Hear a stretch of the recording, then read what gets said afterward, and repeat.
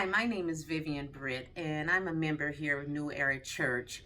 And if you are thinking of retirement, if you have questions about your future, let me tell you, you don't want to miss out on this financial family programming. Um, it has truly been a blessing for me as I was preparing for retirement, and I wanted to be able to still enjoy and be secure. That this truly helped me. It had continually helped me uh, in my future, financially, spiritually, and just some peace of mind. So I encourage and let you know that um, please try to absorb all you can for this program. Continue throughout it and ask questions. There's no bad questions.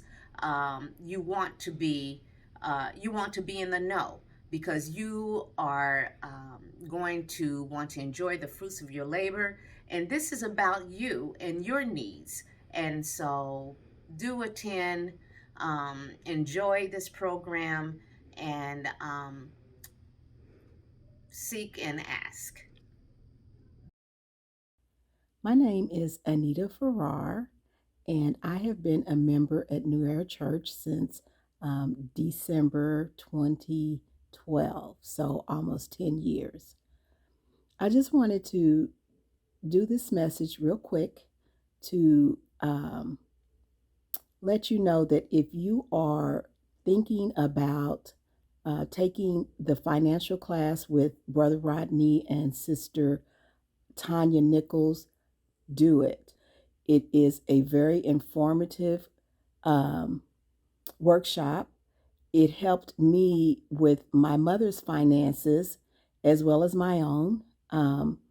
As a result of getting um, my finances in order, I am able to retire next year, um, a year earlier than I had originally planned. And that's all thanks to Brother Rodney and his guidance.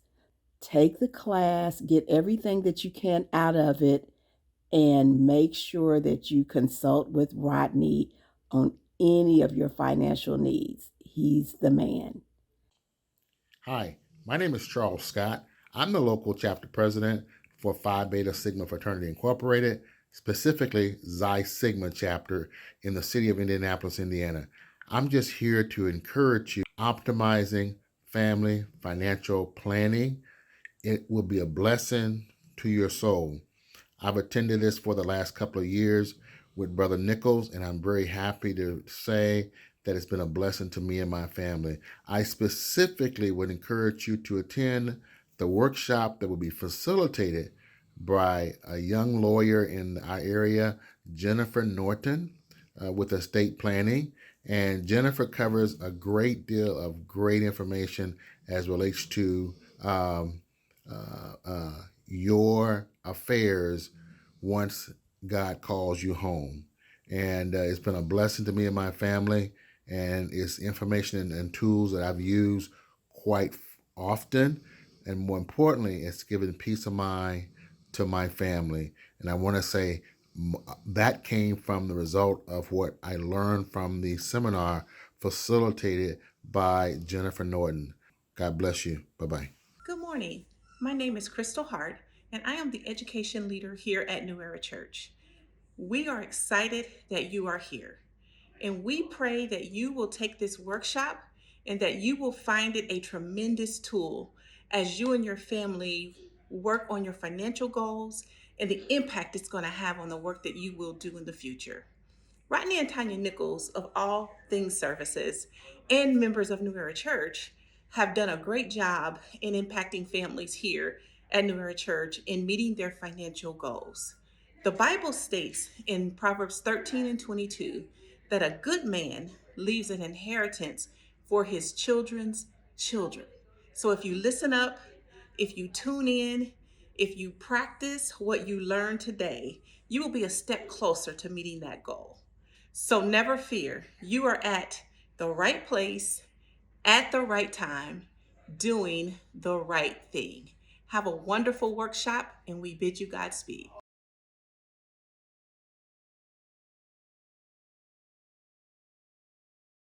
Good morning. It is my great privilege to welcome you on behalf of the New Era Church family to this incredible workshop entitled Optimizing Family Financial Planning.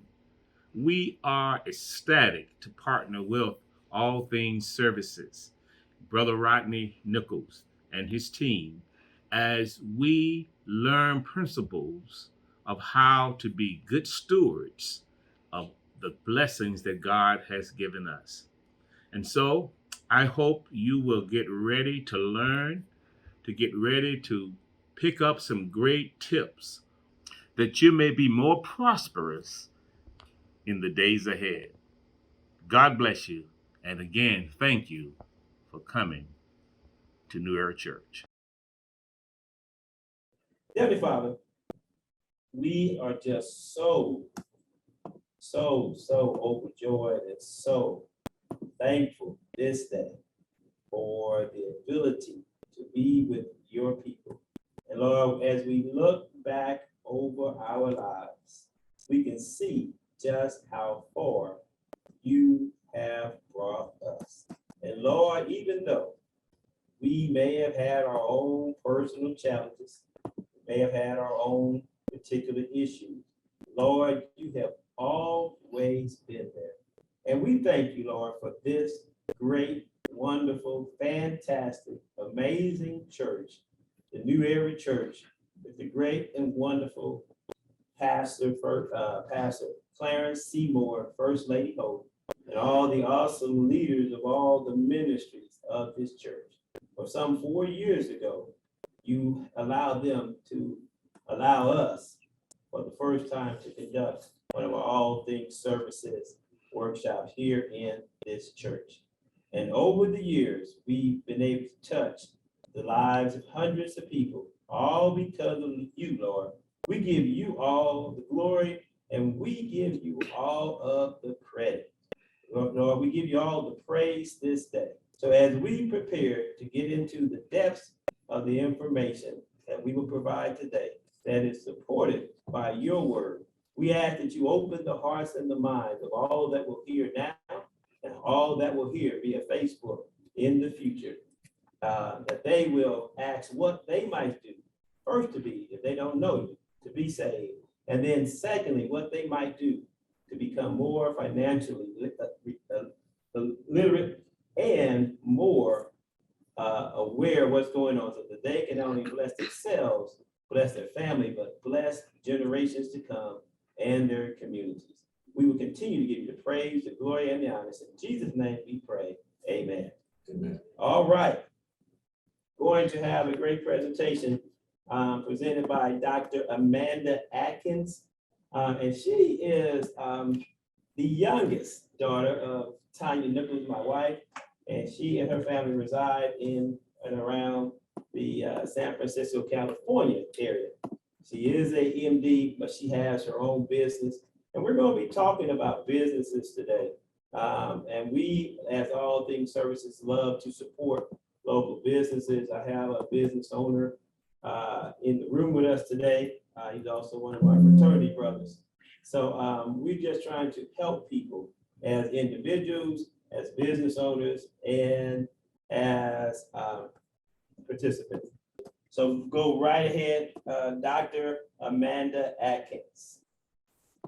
All right, good morning, everyone. As Rodney stated, I am in the Bay Area, California, so it is very early on a Saturday morning, so excuse my voice if it gets a little raspy. But I am Dr. Amanda Adkins. I'm board certified in internal medicine and owner of Enlightenment Health and Wealth, where we help women who are overweight prevent and reverse chronic diseases.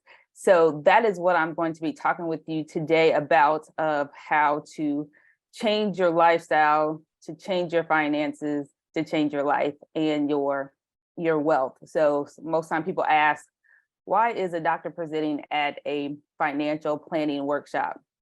And you'll see in my presentation talking about healthcare costs, and if you are an unhealthy person, how much it's going to cost you whereas you can be investing that money in and actually increasing your own wealth here. So I'm going to share my screen here so we can get a presentation going.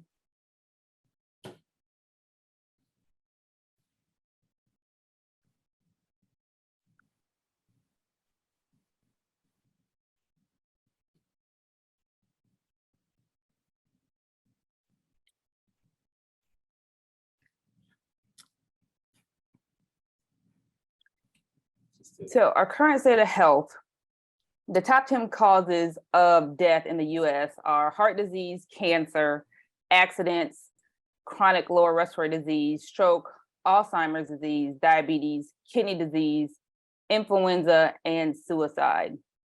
So of those 10 that I just mentioned, 7 of them are linked to nutrition. And African Americans ages 18 to 49 are 2 times as likely to die from heart disease than whites. African Americans 35 to 64 are 50% more likely to have hypertension than whites. And we know, unfortunately, this is due to socioeconomical status and access to healthcare for some African Americans. But there's still some things that we can do to take charge of our health. According to the National Health Expenditure Report, healthcare costs in the US are $4.1 trillion, and it is expected to increase over the upcoming years. And the biggest contributions to these costs of healthcare are diseases linked to lifestyle, like obesity, diabetes, high blood pressure, and heart disease. 4 out of 5 African American women are obese or overweight. So I start with obesity and my story because this is what brings me out today and talking to people most of the time. And people that know me may know that I am not a person that likes to be out in the limelight or out speaking in public. I like to just sit in the corner and just support from the background. But the Lord has pressed upon me to share my story about my own health and wellness journey, to therefore actually help someone else to know that they can do it too. So my health journey started back when I was a teenager in high school. So back in the 90s, we had to do a presidential physical fitness test. And at that time, you had to actually do different body compositions, like weigh yourself and, check your body fat, things like that. And I remember having to step on the scale in gym class and weighing 199 pounds as a 13-year-old. And I was devastated. I was like, there's no way I'm going to ever let the 2 be the first number of my weight. And so I started exercising.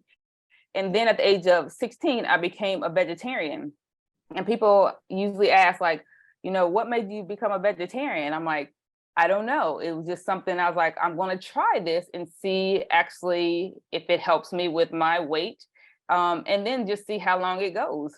And I can say 3 decades or more later, I'm still following that diet plus a better, healthier diet, and have been able to lose weight and keep it off, and therefore decrease my risk of diseases that run in my family, like the ones I mentioned of high blood pressure, diabetes, heart disease, and even cancers.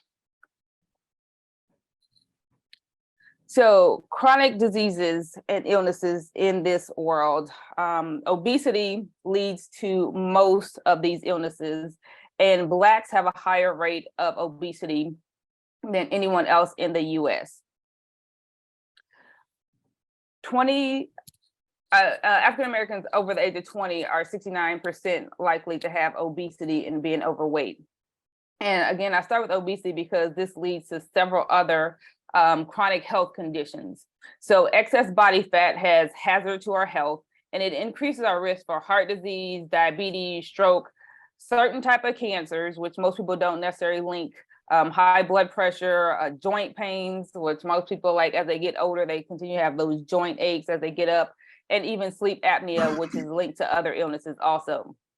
So medical costs increase linearly as your body mass index goes above 30. So the heavier you are, the more likely your medical costs are going to go higher.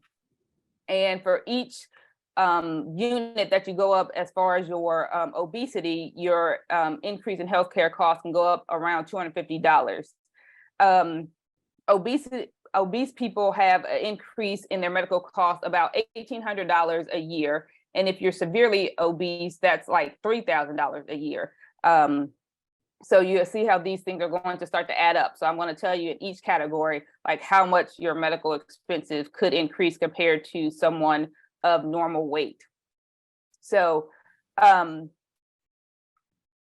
when you hear this, also, most people think of just healthcare costs, but there's also some unrelated costs that are due, especially if you talk about business owners, for people that are absent from work because of their healthcare issues, or they're present, what they call presenteeism, but they're not as productive. So they're still there on the payroll, but not being as productive, costing you or your employer excess money, in can be up to like $1,500 a year. Okay. So then most people are like, well, it costs too much to eat healthy. And so then I said, well, if you look at all the costs that you're going to pay in healthcare and your body, the expenses that you're paying for that, is healthy food really too expensive? Or is that just the way you're looking at it because you're going to the grocery store, you see that? And I'm not saying that healthy food is not expensive, but if you don't pay for it in food, you're going to pay for it in healthcare costs, which is something that, you know, we just had voting, and our local governments definitely play a role in a lot of our costs of like groceries and, you know, taxes and things like that at the local level. So you definitely want to make sure your voice is heard on that standpoint, to see if you can get those taxes and things down. So healthy food is not as expensive as it may seem to be. So when we also talk about obesity, there's different places that we may store fat. And in the midsection, which most of us may carry a lot of fat, is the most harmful because it is known as visceral fat. And this fat actually goes around our organs, like our heart and liver, and causes us increased risk of heart disease and just chronic disease in general. Fat actually triggers pro-inflammatory compounds that actually cause our body to stay inflamed, which means therefore we get more belly fat, and it just goes into more and more of a vicious cycle.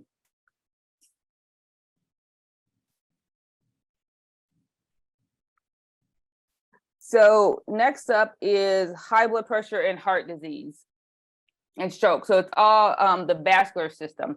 Half of adults in the US have high blood pressure. And the blood pressure stages have actually changed recently. So before, like decades ago, you know, you thought you could have a blood pressure in the 150s. Then it went down to the 140s.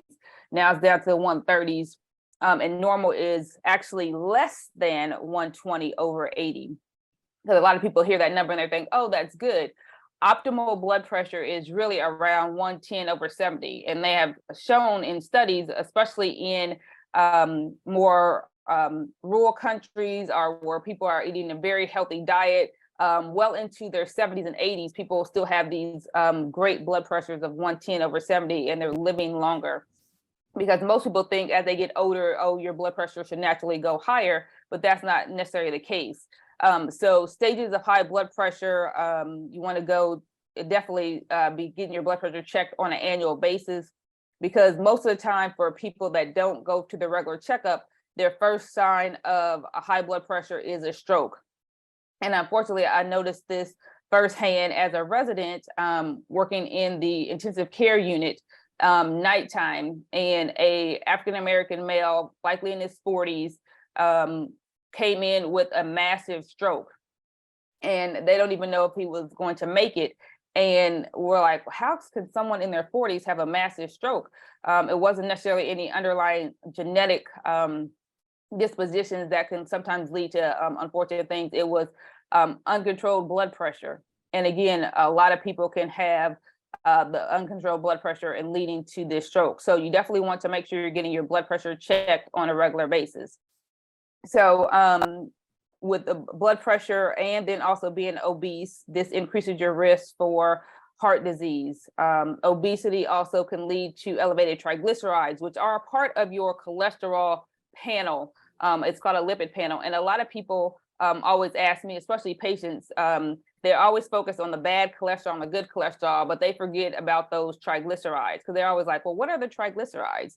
And I said, well, that's actual a fat in your actual arteries, and it actually can increase your risk for heart disease also. So you have to make sure that those are not high either.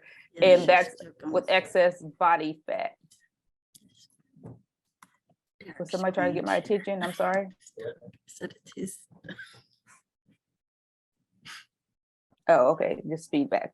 Okay, so as this cholesterol builds up in your system, it causes hardening of your arteries, which can actually lead to increase your blood pressure, heart disease, and stroke, and therefore cause you to have more problems. Can you guys hear me? Okay, I'm sorry, I'm getting feedback. I'm just making sure I'm not talking to myself. So heart disease is just not for the elderly, because a lot of people think that also. So just the same as stroke, you could actually start to build these fatty streaks in your system as young as adolescents. So that's why I told my story also about being obese. So I likely had fatty streaks that actually turned into, atherosclerosis or hardening of the arteries at a young age. So if I would have continued down that trajectory, I probably could have ended up with a heart attack. Not probably, likely would have ended up with a heart attack going down that same path. So again, some financial ramifications from having high blood pressure, heart disease, or stroke. Out-of-pocket costs could exceed $2,000 a year for someone that has heart disease. And this could include either their insurance premiums or just their copays, things like that. There's also, if you have to have a lot of heart disease testing, you can pay out over $20,000 per test. So if someone has to have medications, also there's new medications that is out on the market that only can help with certain things in the heart, like heart failure. You probably see these commercials on TV, like Entresto, and then they list all these side effects that one can have from there. And you're like, why would somebody take a medication with all those side effects? But in modern medicine, this is what they have to offer you. And so medication like Entresto could be, thousands of dollars per month. And more than likely, the insurance will only pick up a small amount of that. And then you would be asked to pick up the rest. And unfortunately, most people just choose not to take it because they cannot afford it. And therefore cause them more of a vicious cycle to where their heart failure and heart disease gets worse because they're not taking the medications that they should, and they're not changing their lifestyle, like we'll talk about later on in the presentation. Also, a big cost for people with heart disease is cardiac rehabilitation. And most time you need 36 sessions for this. And it can be anywhere between a $20 to $50 copay. And, your insurance picks up the rest, but that's still another $2,000. Again, if you're, younger, you're having to work, you're actually missing work. So therefore, if you're an hourly worker, you're also missing out on those wages. So just think about how all these costs will add up for you over time, okay? So high blood pressure, if unmanaged, can lead to more issues also, not just stroke, but also cause kidney damage. It can cause, people end up on dialysis. And then that's a whole nother cost there to be on dialysis. And most people have to go 3 times a week, again, missing work. And this is not just people that are, retired or elderly. These are working class people that need to actually be able to actually work. Okay. So as you all can see and hear, we're starting to get adding up the medical costs. And most of the time, people don't just have one illness. They have several. Let's take a minute to see if anybody has any questions. Please mute yourself. Let's take a minute to see if anybody has any questions. You present a lot of great information, and we want to afford opportunity if anybody has any questions, they can ask them now or put them in the chat. We want to make sure that everybody's able to fully absorb all this great information that you have. Anybody with any questions? Okay, I was making sure I can Okay. hear. All right, very good. You can just unmute yourself and ask your questions if you need to. Go ahead.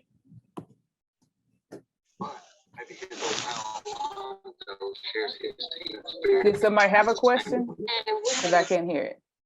Charles, Sure. he had unmuted, but not anymore. Can they hear me? Yeah. No questions. You go ahead, Dr. Adkins.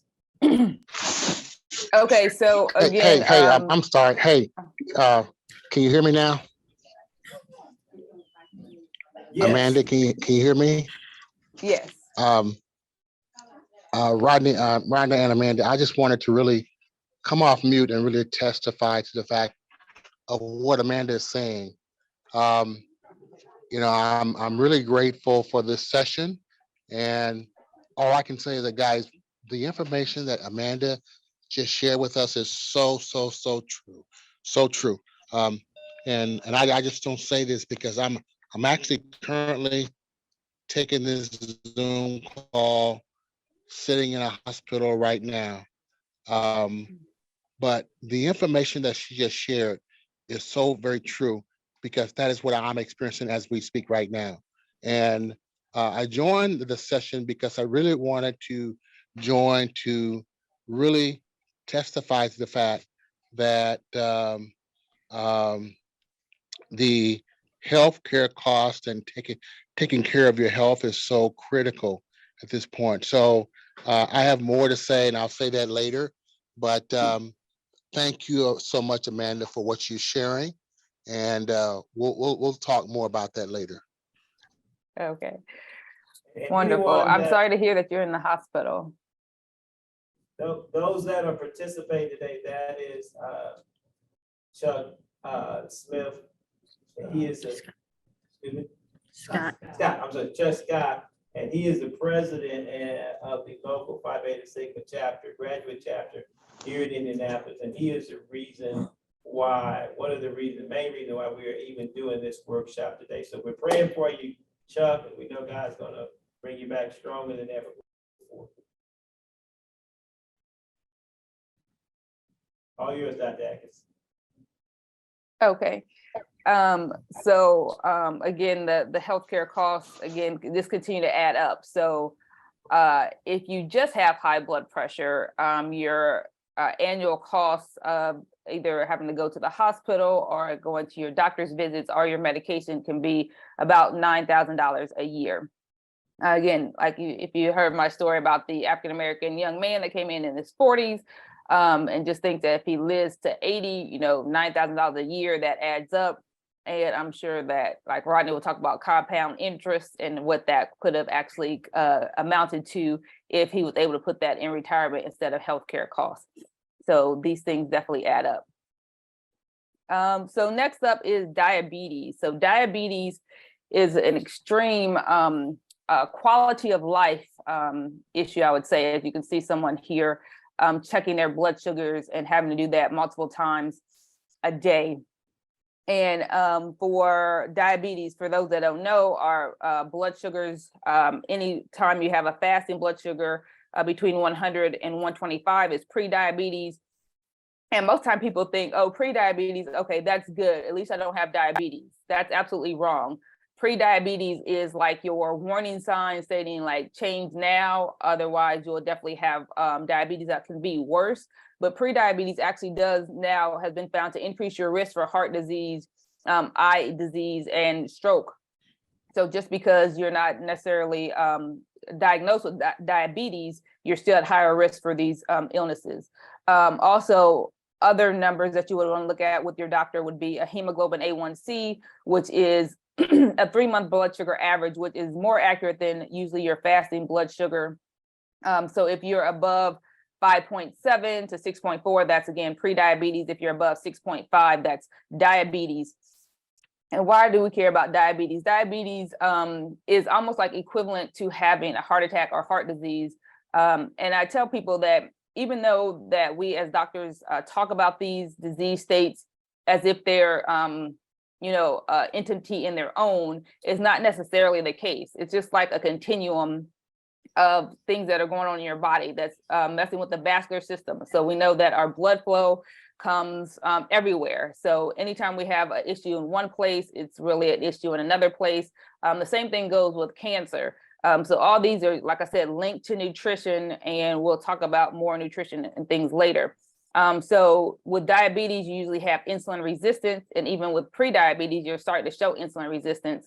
And why do we care about that? Because insulin resistance definitely increases our risk for metabolic syndrome, which again can lead to high blood pressure, heart disease, stroke, and everything there. So African Americans, unfortunately, here we go again, 60% more likely than non-Hispanic whites to be diagnosed with high blood pressure, and 2 times more likely to die from diabetes.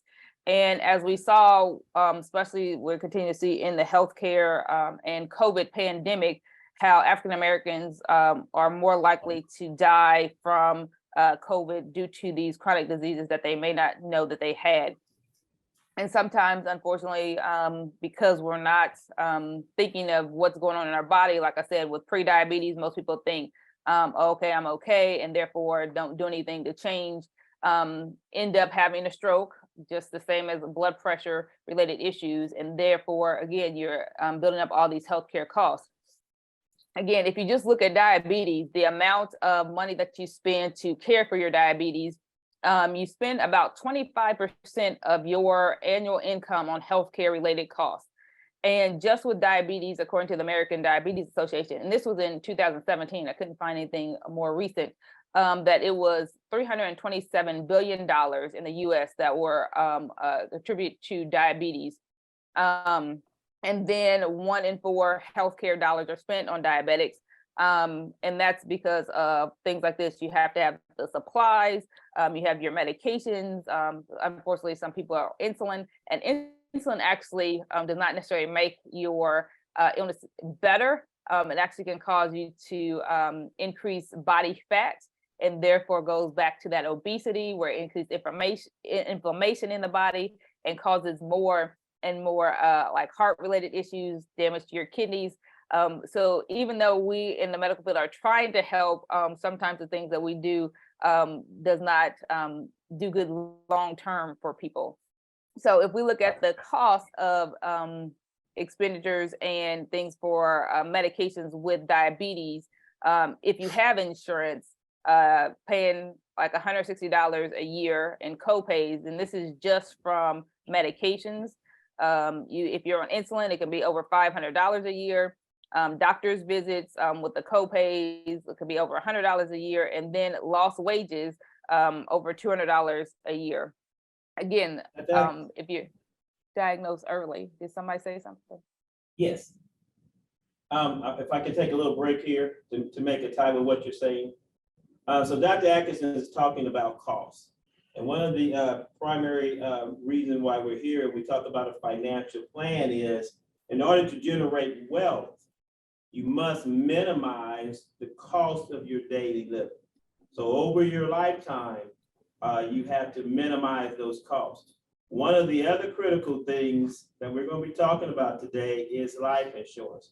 And really, unfortunately, in our community, we are unable in certain situations to get life insurance because of these issues that Dr. Adkins has discussed already. This is why it's really, really important for us to start as early as possible with this being part of our overall plan. Now, when, let's say you are insurable, well, the insurance industry is going to minimize their risk. So that person with questionable health is going to pay more than the individual that is standard. That is standard. That means based on their height and weight and age, a person with any issues at all is going to pay more than the other person. But here's the thing that we don't know very much about in our community. Let's say you have exceptional health. Let's say you have exceptional health. Let's say you start doing, and that's why we got Dr. Adkins here, right? Let's say you start doing what Dr. Adkins is recommended. Notice what she said at the beginning of her presentation, where she was in high school. That's where we got to start, y'all. High school, and where she is today. All right. And Dr. Adkins, who is a client of ours, she didn't mind me saying that, right? You know, she has the top level of insurance based on her health rating. Her insurance is 3 times less than the average person because she has health that she has. When you get insurance, you lock in on that health rating, and if it's at the top, you get to keep it, right? But if you improve your health over time, we are able to decrease the cost of your insurance. Decrease the cost of your insurance, you take those dollars and reinvest them in yourself so that you can have wealth, not just for yourself, but to pass on to the next generation. So that's why we start out with Dr. Adkins. Got issues, that's okay. Let's fix them. As you fix them, you're going to decrease in cost in a lot of different ways, and then we'll be able to take those dollars and reinvest those dollars in yourself. All right, Dr. Adkins, back to you. Okay. I know I'm talking a lot about the bad things and things, and we'll go here, but I'll definitely end with how you can change, as Rodney will say. So I'm just kind of setting it up for you to understand the cost, and not only in dollars, but to your own health. I didn't even know I was at the top rating, so that's good for me to hear. So I love that. Someone that has insurance for diabetes, you can look at least about $4,500 in cost a year. And if unfortunately you don't have insurance, that's over $6,000 a year in cost. So next up, we're going to start talking about foods that contribute to our health. And this is something, again, that I love to talk about. So I'll probably go long on this, so you can definitely stop me with this part. But chronic conditions don't just happen overnight, because people would just all of a sudden tell me, oh, I was in, great health. And then all of a sudden, they told me I had diabetes. It's never all of a sudden. It's always what you've been doing over decades. And that's why I said, if I would have continued on the trajectory that I had as a teenager, I would definitely have not that high rating right now. I would have had diabetes. I would have had high blood pressure. I would have had some type of heart disease that they may not have picked up yet, because they don't necessarily do cardiac testing on someone in their 40s unless they have some type of symptoms. But it doesn't occur overnight. So we have to actually be considerate of the foods that we're eating. Even as a teenager, like I said, you have to start there in our young children. And I definitely make sure that my daughter is starting out good and trying to keep those healthy habits for her long term. So processed meats. I know I'm talking to, I believe, mostly African Americans, and most of the time what I hear is what they love to eat is bacon. And unfortunately, bacon is a very highly processed food. And we have to be very conscious of what these processed foods are doing to our bodies. So not only bacon, but hot dogs, sausage, lunch meat are actually considered group 1 carcinogens, which means they can actually been shown to cause cancer. And again, we're already at the highest risk in African American community. So whatever we can do to actually cut those out. And then people ask me, bacon. My father was a meat delivery truck driver. That's usually what we had every single birthday. We had hot dogs at the birthday parties or any type of thing. So most people, when they talk about their breakfast, they're definitely including the bacon. So we definitely want to rethink that, what goes on. Also with processed meats, I'm thinking about animal-based proteins, and plants do have protein, which I'll talk about later too, but most time people think that they have to have some type of meat to get their protein, but it actually can increase our risk of inflammation and what we call like free radicals in the body, and decrease our natural killer cells, which is likely the reason why we're at higher risk for cancer when we have a lot of processed foods and a lot of meat. So most people think that the protein is the main part of the meal. That's what they need. The recommended daily allowance actually is about 9% of our total calories to come from protein. And we should get really around 5 to 6% of our calories from protein, because the more protein you eat, the more likely you're at risk for these heart disease and high blood pressure and issues that we talked about already, cancers.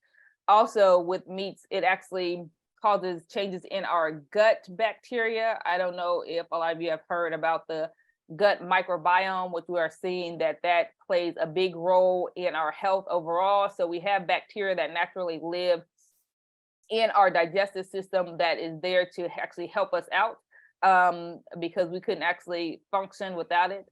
Just think about how we were made. We're made from the dirt.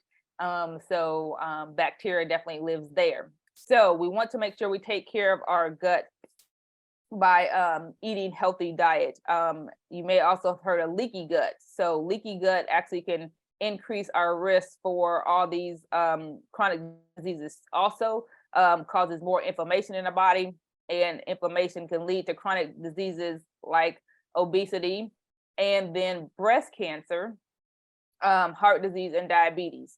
So it also actually decreases our immune system, and therefore puts us at risk for other illnesses also, especially like I said, in the COVID pandemic, we're seeing that. Or you may be a person that always has like cold and flu, like you're around anyone that gets sick, you're always getting sick with those upper respiratory illnesses. Also, people may experience a lot more allergies due to processed foods and lack of fiber. So we have a lot of processed foods in our grocery stores, which we want to think, is it really food? So things like potato chips are one of my old favorites, Doritos, or Cheetos, all those things that's not necessarily food because you couldn't necessarily make it in your kitchen. And we eat that a lot, especially snacking and just going around. Another big one that people don't consider is cereal. Cereal is definitely a processed food that we have to be careful with. I know when I was growing up, Fruity Pebbles and Apple Jacks, things like that, that they have kids want to eat Saturday morning with their cartoons. Next up is dairy. Dairy definitely can contribute to our cholesterol, fats, and can increase our risk for prostate cancer and breast cancer. So the reproductive cancers for women. So we definitely want to be considerate with that. A lot of people think they have to have dairy for bone health, where actually dairy is very acidic because it has sugar and animal-based protein in there, and actually pulls the calcium out of our bones and can actually make our bones weaker because of the acid. And then I always throw eggs in the dairy category. It's really not in dairy, but eggs are also high in cholesterol, can increase our risk for diabetes. Then we had the added sugar, and I had to put Coca-Cola on the forefront of this because I was an avid Coca-Cola drinker, and we get most of our added sugar from desserts or sugar sweetened beverages or candy, even artificial sweeteners. Sometimes that people forget with those. And we get 47% of calories from these added sugars. And we should be only getting about 10% of our calories from that, or really zero, because the added sugar is empty calories that increase our belly fat, which again, we talked about that, of how the abdominal fat or the belly fat increases the visceral fat, which is around our organs, that increases our risk, again, heart disease, diabetes. And I'm starting to sound like a broken record, because like I said, all these diseases and the nutrition kind of interlink, and you can't do one thing without affecting another thing. It also can decrease our gut health, which we just talked about, how that actually causes more inflammation and more insulin resistance, which leads to the diabetes. Excuse me. Increasing animal foods like milk, meat and eggs, and decreasing plant foods like our fruits, vegetables, whole grains, increase the negative effects that we have on our body, and therefore cause us to have more issues with overall health and well-being. And the top sources of calories. Hey, Amanda, Mhm. can you speak to the effects of soft drinks on our health, specifically, pop and things of that nature? Because I know that's what a lot of our kids and a lot of adults do consume, a lot of soft drinks. Yes. So that that's what I'm saying. It's empty calories that increases the body fat and the visceral fat, and therefore would lead to diabetes, high blood pressure, heart disease, and strokes. So we definitely want to cut those out. Like I said, that was one of my weaknesses. And then up until 5 years ago, like Rodney can attest, I would track the sale of Coca-Cola so I can keep it stocked. But it is very addictive with the sugar. The more sugar that we have, the more sugar we want to eat and drink. So we definitely have to cut those out. Again, that will go back to the cost of healthy food versus non-healthy foods. We put drinks in that too, because if you think about it, if you buy, at the grocery store something, usually soft drinks can be cheaper than actually just getting water. So you definitely have to be careful with that long term. Dr. Adkins, Yes. we have a question from one of the attendees here. And the question is almond milk okay to drink? Almond milk. Almond milk is not dairy. Yes. So that's better. You said better. Yes. Was there anything better than almond milk? So any of the plant-based milks are a good option. You just want to see like what is going on specifically with your body. So like for my daughter, I give her soy milk. I drink almond milk, or put almond milk in my like oatmeal. But for her, because she's still growing, soy milk was the closest thing to breast milk as far as the nutrients and calories. So you just may talk with your physician on specifically, but if you have no other issues, then you can do almond milk, you can do soy milk, you can do oat milk. I mean, all those milks are actually better. Sometimes you just have to be careful with the ingredients, and we'll talk about that some too as we go into things that you should be doing, because they could have a lot of extra ingredients in there that you may not necessarily want, and that goes beyond the scope of this talk today, but you can definitely see if the ingredient list is 20 things or more, which sometimes some of the milks are, so you just have to be the plant-based milks are, but you have to be careful. But it's still better than cow's milk or the dairy. And I had people laughing before. I was like, you only want to give cow's milk to a cow, to a baby calf. You see how fast they grow. And that's basically what we're doing to our children when we give them milk, especially when they have that on the meals that you can get at school. Like they're given all this extra milk, where they're growing faster, which it can increase your risk, like I said, for different type of cancers, because you're replicating and things so fast. We're the only species that would feed our milk or drink milk from another mammal. So we're mammals as humans. But we're the only ones that drink someone else's milk. So I hope that answers. Have a question in the chat. Thank you. That did answer. I have read that soy is bad for Black people. Is that true? So no, soy is not bad for Black people. Soy, I don't know why specifically they would say Black people. Because I wouldn't say that Black people necessarily are different with as far as their human genome and things like that. So I wouldn't say that it would be different. So you don't want to do necessarily the highly processed soy, but there are actually studies that show that soy, like soybeans, tempeh, tofu, soy milk, are actually very beneficial. They have a lot of fiber, they have a lot of phytonutrients that you actually need. It does not increase your risk for reproductive cancers. Even if you have like breast cancer, you can still do the non-processed or soy products, and you will not increase it. Even though it actually can bind to estrogen receptors, it does not necessarily cause those cells to replicate more. So soy in the more the whole form is actually good for us. Great. You just got a comment saying excellent health medication information. Thank you. Here's another question for you. What about yogurt? I know it's dairy, but aren't there some probiotic content that's good? That's a good thing for in yogurt. So when you want to look at the whole package. So probiotics, we get that term, and prebiotics because we're trying to replace the good bacteria, which we talked about, the gut microbiome. And actually that's the best thing for that is actually to eat more fruits, vegetables, and whole grains, which is a fiber, and that's what your bacteria in your gut want, and then actually can thrive instead of us trying to add in those pre and postbiotics, prebiotics and probiotics ourselves. You can actually get that, like I said, in the natural foods better. If you look at yogurt, not only does it have the dairy, but it also usually has added sugar because most people won't eat just yogurt, fermented yogurt by itself.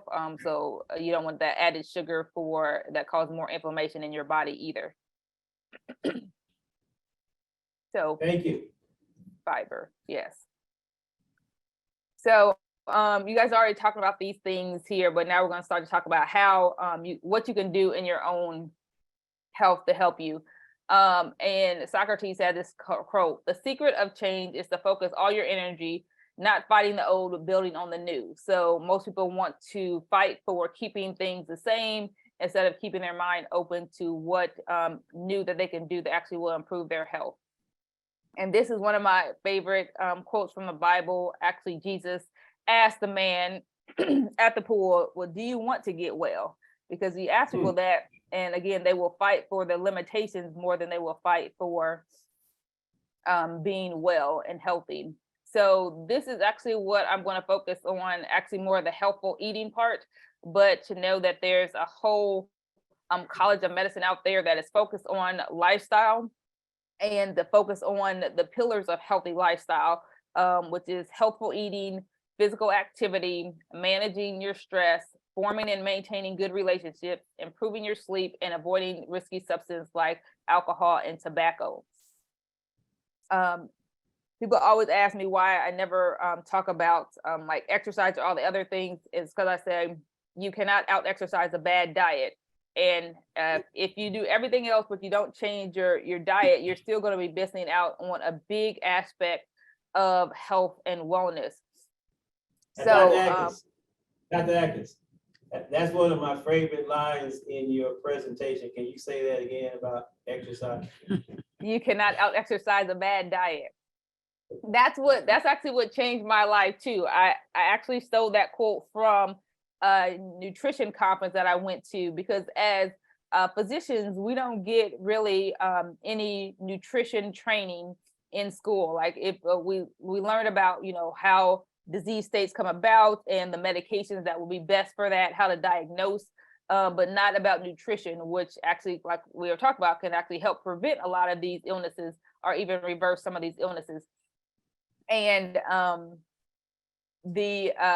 most time when they do studies for drug companies, they'll say, they kept the lifestyle the same, or they recommend, the first recommendation is always, lifestyle changes, but that's kind of like skimmed over because, like I said, most physicians were not trained to actually teach about lifestyle changes. So we just tell you to, eat better and exercise usually. And I always focus on the eat better, but then people are like, what do I do to eat better? So plant-based nutrition, and I again focus on plant-based nutrition, and that because of what we talked about with the meats, the processed meats, even meats that are not processed are high in cholesterol and then also saturated fat, which increases our risk again for not only heart disease but for diabetes. And I recently read information about how chicken, because a lot of people are like, well, I don't eat red meat, I just eat chicken. But that still has saturated fat in there that can actually cause us to clog up our cells, which decreases our insulin, increases our insulin resistance, and therefore puts us at higher risk for diabetes and pre-diabetes. So I actually do a class about pre-diabetes and saturated fat. So we have to be very careful with that. Dr. Adkins. Yes. Yeah, Dr. Adkins, first of all, thank you so much for your part in this presentation, because I know on the West Coast it's very early in the morning. I appreciate you getting up. But my question is on the plant-based nutrition. I'll make it personal. I will eat a salad, but I'll goop it up with a bunch of blue cheese dressing or something like that, or eat broccoli and put cheese all over it. Can you say a little bit about, can you give me a little bit of credit for trying to eat plant-based, but oh my I know God. it's wrong, but it needs a little help. I love that, because people ask that all the time. I'm like, well, why do you do that? Why do you add in all those negative things to try to taste? Right. I'll be very, taste, plain and yes. simple. So that's very good. So taste. So I need to add this to the presentation. So the reason that you think you need to add that for taste is because, one, you've been conditioned by the food industry to have stronger flavors, like it's more fat, it's more sugar, it's more salt. And therefore you think that stuff that doesn't have all those extra added things is that it doesn't taste good. But if you actually change the way you eat and change that gut microbiome, because that's kind of what's driving that in your colon and intestines, and actually feed it these actual high fiber foods without that extra fat, sugar, and salt, you'll actually start to notice that the taste of these vegetables and whole foods actually are naturally sweet, are naturally flavorful, and you would realize that it has a whole thing of its own. You don't need to add that. I mean, we're sponsored by New Era, so I think I can mention more about God and the way that he actually produced the earth. Is that all these different foods and different colors that you see on here have different health benefits, and that he didn't make blue cheese dressing or ranch dressing. So you don't need to add that to those things. And most of the time you get more calories from that than you would, and it's not really giving you the health benefit if you slather it all in all these extra fats and oils. And I actually was going to mention that, but I'm glad you brought it up. So you may get a half a credit for trying to add that in there. What I tell people to do instead is to get a healthy bean dip. So for me, because nutrition was so important, my sister would laugh, is that most of the time when I first started eating healthy, I was like, I didn't care how it tastes. I just knew I didn't want diabetes and cancer. So I was going to eat it anyway. And therefore my taste buds started to change, where I can actually taste the spinach, I can taste the broccoli, I can taste the carrot in its natural form, and my body started to crave that more. And that's what you actually find that you actually start to happen. And then there's also healthy ways that you can add in different spices and herbs to make it a more flavorful, like I said initially, for you to actually want to eat it more. But the natural food actually has a lot of flavor. We just been conditioned to think otherwise. Thank you, Dr. Adkins. I'll try to do better. Thank you. Can I say something also? This is Jackie. I just wanted to testify to what you did say, because when we are fasting and I cut out, I'm a sugar person, but when we're fasting and I cut out the sugar, I can actually taste the goodness of the vegetables. Mm-hmm. So yeah, I just wanted to verify what you said is true. Now, I don't always stay away from the sugar after the fast, but what you said was true. You can taste it when you stop, when your tongue is not, your taste buds are not accustomed to it anymore. Yes, exactly. Okay, we have a couple of things here. One question, and we are getting some statements from Facebook. We were going to read one, but we can't see it anymore. So if you still have a question on Facebook, please repost it. We will get that question asked here. Here's the next question, Dr. Adkins. Can you reverse high blood pressure. And I'm gonna add to that just a little bit. Can you reverse high blood pressure by eating certain foods? So, yes. So the majority of the time, because I'm not going to say 100% of the time, but there is a high percentage of people that can reverse their high blood pressure with plant predominant nutrition. And that's usually what I try to get people to notice. Some people still, because of their genetic component, may still need a small amount of medication, but I tell them definitely the medication can come down and put you on the lowest dose possible, because most of the time people may need like 3 or 4 medications trying to outdo the bad diet. But when they actually make the changes, and I go back to those 6 pillars of lifestyle medicine, which I talk to patients about that too, that if you change, those 6 things, you're likely going to reverse most of these nutrition linked illnesses. So that includes high blood pressure, that includes diabetes, and it even includes heart disease. There's been a study that showed that there's been some regression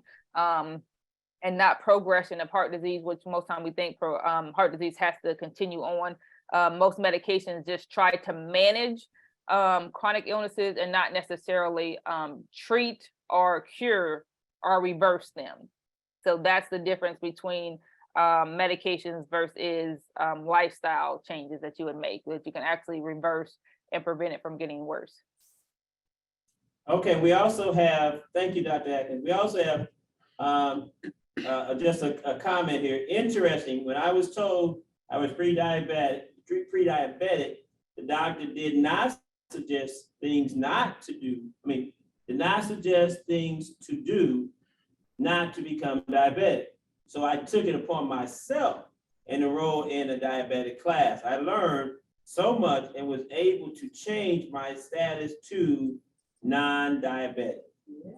Right, Yeah. and like I said, I'm taking up for the docs here, because like I said, until I took it upon myself to learn about nutrition and actually seeing, because the College of Lifestyle Medicine is still a relatively new college compared to like the American College of Physicians of Internal Medicine that's been around for a number of decades, that we're still learning, and like the actual medical community is still not widespread about all this information. So of course, a doctor's been, not necessarily looking into this. Again, I was looking at this for myself, and then it just happened to spill over to my patients to let them know, because I kept getting questions asked that a lot of us are not trained to know or even have the time to mention a lot of this in a 15 to 20 minute office visit. So that's again why I'm out doing these type of presentations, to actually educate the community a bit more, so you know what you can actually do to help your health better. So I'm glad that you were able to look at that. Great. And what we're going to do is I'm going to take off of my presentation, and I will email out to anyone that wants my full presentation. Just make sure you get your name in the chat, or those on Facebook, you can just friend me, and we'll make sure you get a PDF of my presentation. Because these are all great questions. That's why we have this workshop, and right behind, with just a small break, will be our workshop on wills and trusts and legacy. So hang in there with us, and you can go out and come back in, no problem if you need to do that. Okay, Dr. Adkins. Okay, so a lot of the questions that came up was actually stuff I was going to mention. So I just want to mention what a whole food plant-based diet is. So we want foods that are whole. So fruits, vegetables, whole grains, legumes like peas, lentils, nuts, and seeds. And we want to incorporate that into our diet. Even if it's not 100%, moving in that direction is better than staying 100% on the other side. So we definitely want to do that. And the reason we want to do that, because of the richness of the fruits and vegetables. They have, like I said, they have protein, they have fiber, they have a lot of vitamins like A, C, healthy fats, omega-3s, B vitamins. So you can get all these things in a plant-based diet. You're not going to be lacking as long, excuse me, as long as you eat a wide variety. So again, people already asked about this. They mentioned this, the benefits of eating a plant-based diet is the diet contains a lot of antioxidants, which actually helps slows aging. It increases our energy, which a lot of people, especially coming up with Thanksgiving, you always have what they call that itis. Food should give you energy, not make you feel more tired. It decreases our stress. It increases our, improves our mood and mental clarity. And it helps us to not only lose weight, but to keep the weight off and keep a healthy weight, which again, we talked about obesity in the very beginning. And then we already alluded to this about reversal and remission of chronic illnesses. So we already know it can reverse obesity because we'll lose weight, metabolic syndrome, decrease our risk for diabetes. And there's even been some promising research out there that it may actually help with Alzheimer's. As you guys may know, we have no actual treatment either for Alzheimer's that will actually help. It actually may slow down the progression, but it usually does not. And so again, this is one continuum of a big illness that just goes on in our body. Definitely can reverse high cholesterol, high blood pressure. It's even been helped with autoimmune diseases like multiple sclerosis, and then also improves our immune system. So again, as we're going in flu and cold season, how we have COVID still around, eating more of these vegetables, fruits, whole grains will actually increase our immune system to fight off these things that even if we were to get sick, it's less severe, and we don't have as many complications from it. Again, we can prevent things that come about. So even if we are not to that stage yet, eating this way will prevent it from coming about. Decrease your mortality by at least 8% when you transfer from plant-based dairy, transfer to plant-based dairy from animal-based dairy. So that was one of the questions asking about almond milk. So even though we don't know, I don't necessarily promote one milk over the other, just changing from dairy, cow's milk to animal to plant-based milk will definitely help. So we have all these different populations. So things that you can do to help increase your risk of changing to a whole food plant-based diet. So add fruits and vegetables at every single meal. And most people think, how am I going to do that for breakfast? I tell people that I don't know who told us that we only can eat certain things at breakfast, lunch, or dinner, but there's nothing that says you can't eat a salad for breakfast. And I actually did that once. And it was like, it livened me up for the rest of the day because there was so many nutrients in there, so many antioxidants that just gave me so much energy. So I would challenge some of you to actually eat a salad for breakfast without the dressing, just all the different fruits and vegetables. If you put like different fruits on there, the different peppers, it actually gives your salad the moistness that you are looking for. Or you can add in, a little bit of hummus to actually help also, like that's a bean dip, will definitely help. Of course, easy thing to do is you can do frozen vegetables also. That's definitely, you can microwave those and eat different vegetables that way. Add berries and chia seeds and flaxseed to your oatmeal. So you can do that and get that in at every meal. Also, an easy thing you can do is to change one of your favorite recipes to plant-based. So I always use this example. So if you were at this presentation before, and I tell my patients this too, that I didn't know that the famous spaghetti that Rodney makes, which is absolutely wonderful, which he still won't tell us all what's in there, is that it initially had meat in there. But he told me like later on, I mean, this was just within the past couple of years that he told me that he used to put meat in there, but because he knew that I didn't eat meat, that he took it out and then just put it on the side. Like if people want to add it in, which I don't recommend, but that you can do that. Or you can add in like, do a veggie pizza with a nut-based cheese instead of dairy. So these are easy things that you can do. Also find recipes that you can adapt to your taste buds. So there, as plant-based nutrition is becoming more commercialized, you could actually find these things easier. I would not necessarily recommend that you do all the plant-based substitutes, the meat substitutes, even though I do eat some of those.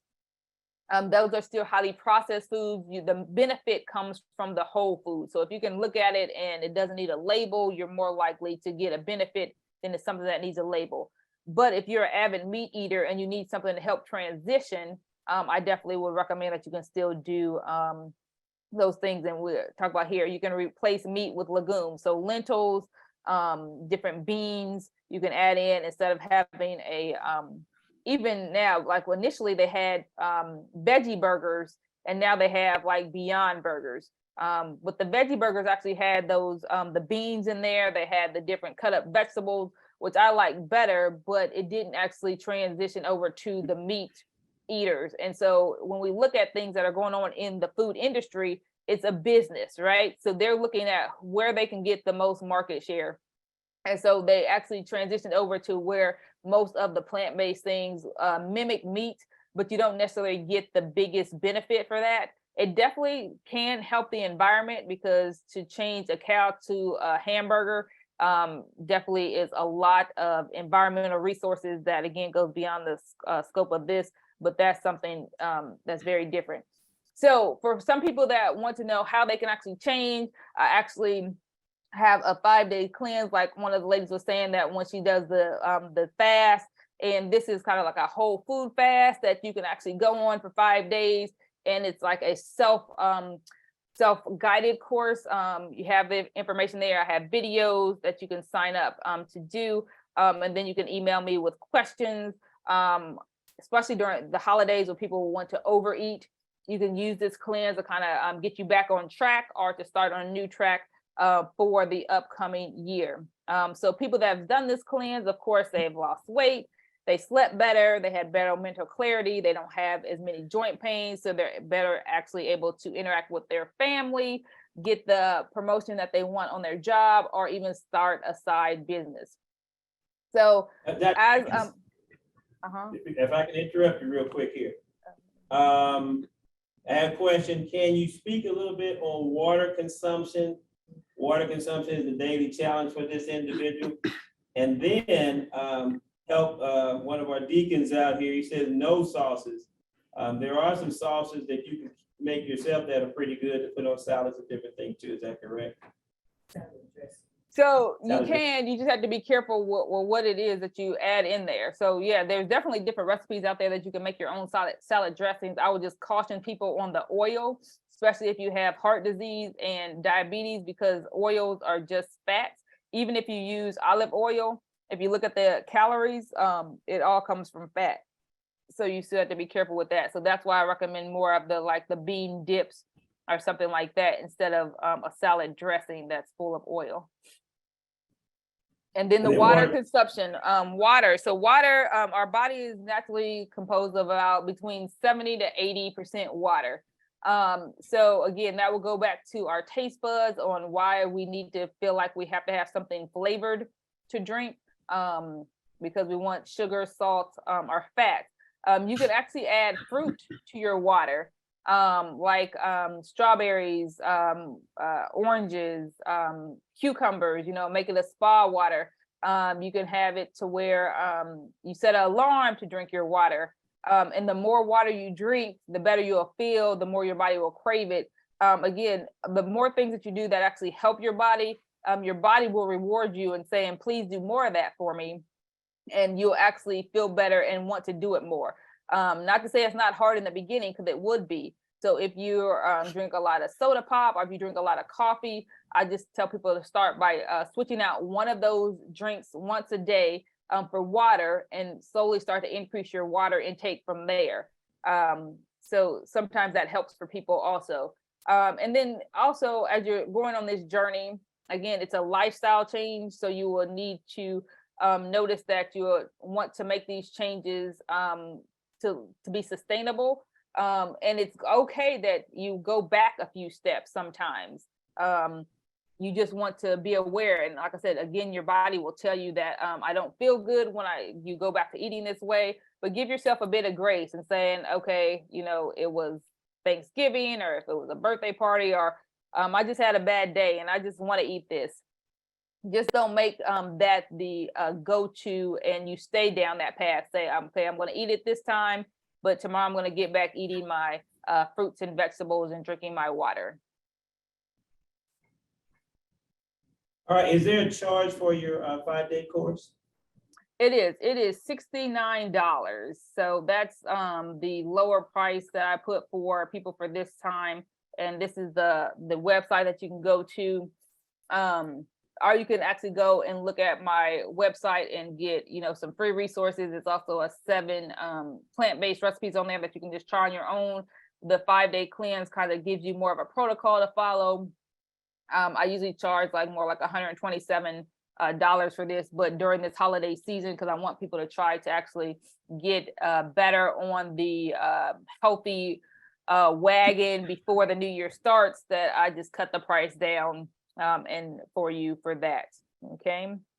Again, just looking at the price healthcare that we talked about. So if we go back, heart disease in America, $216 billion a year, causing loss of productivity in your job. Diabetes, $327 billion a year, and loss of productivity.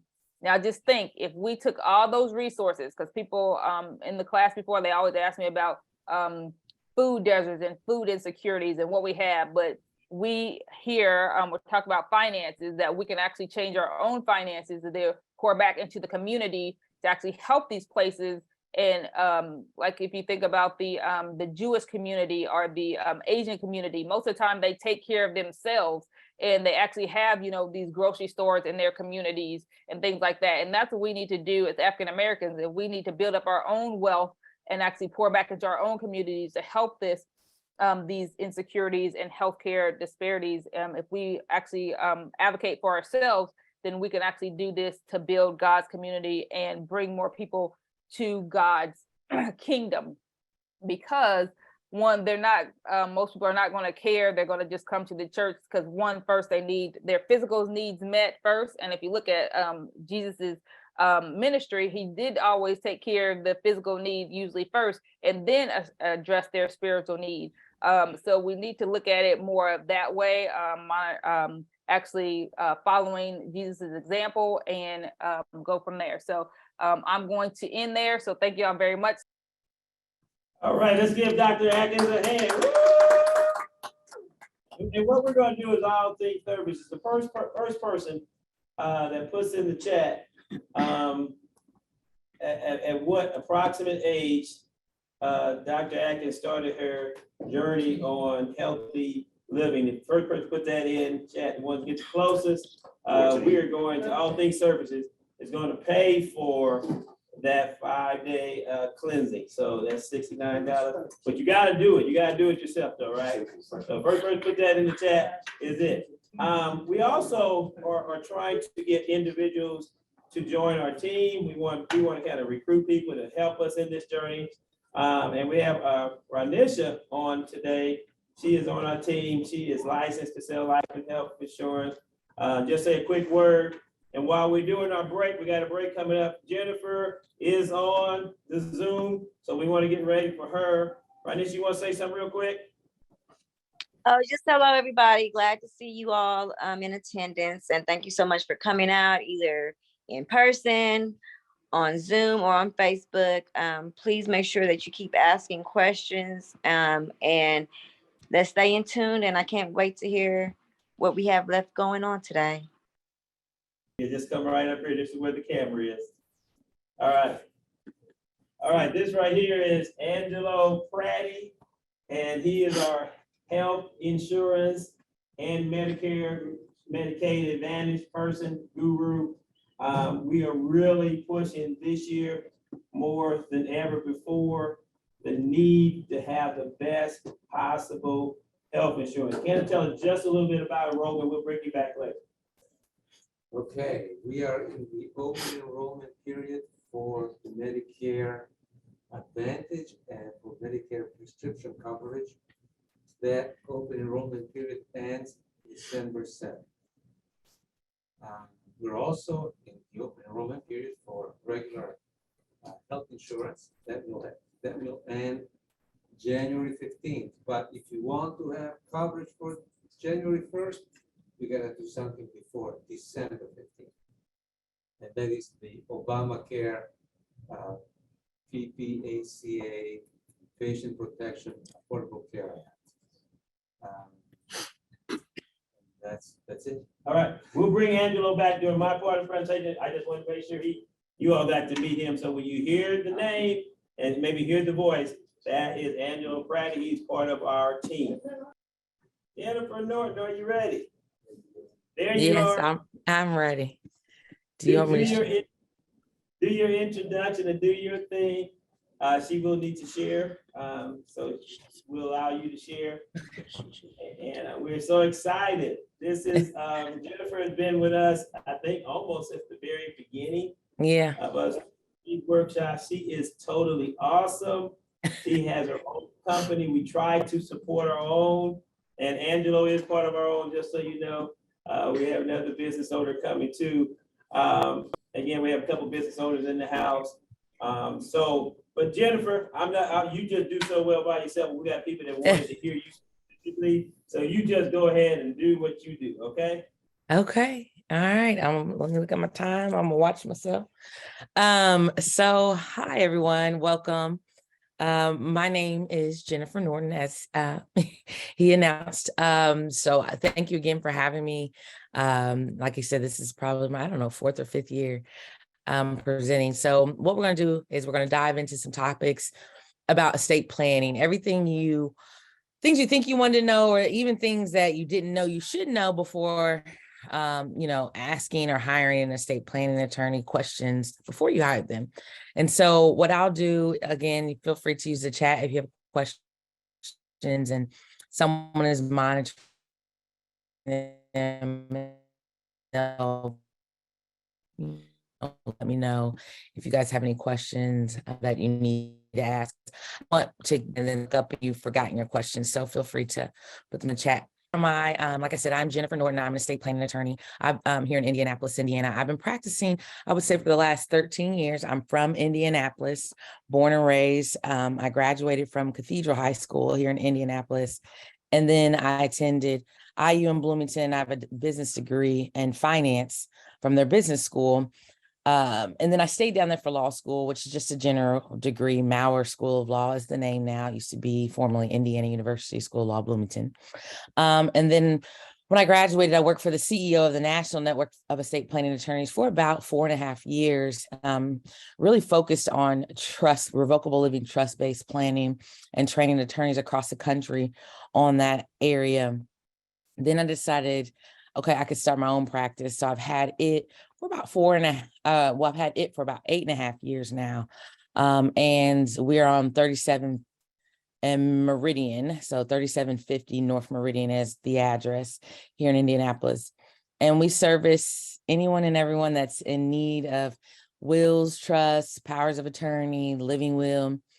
We also do guardianship assistance. If you fail to get powers of attorney, we assist with strategic Medicaid qualification if you don't want to run out of money, but we need nursing home care, in-home care.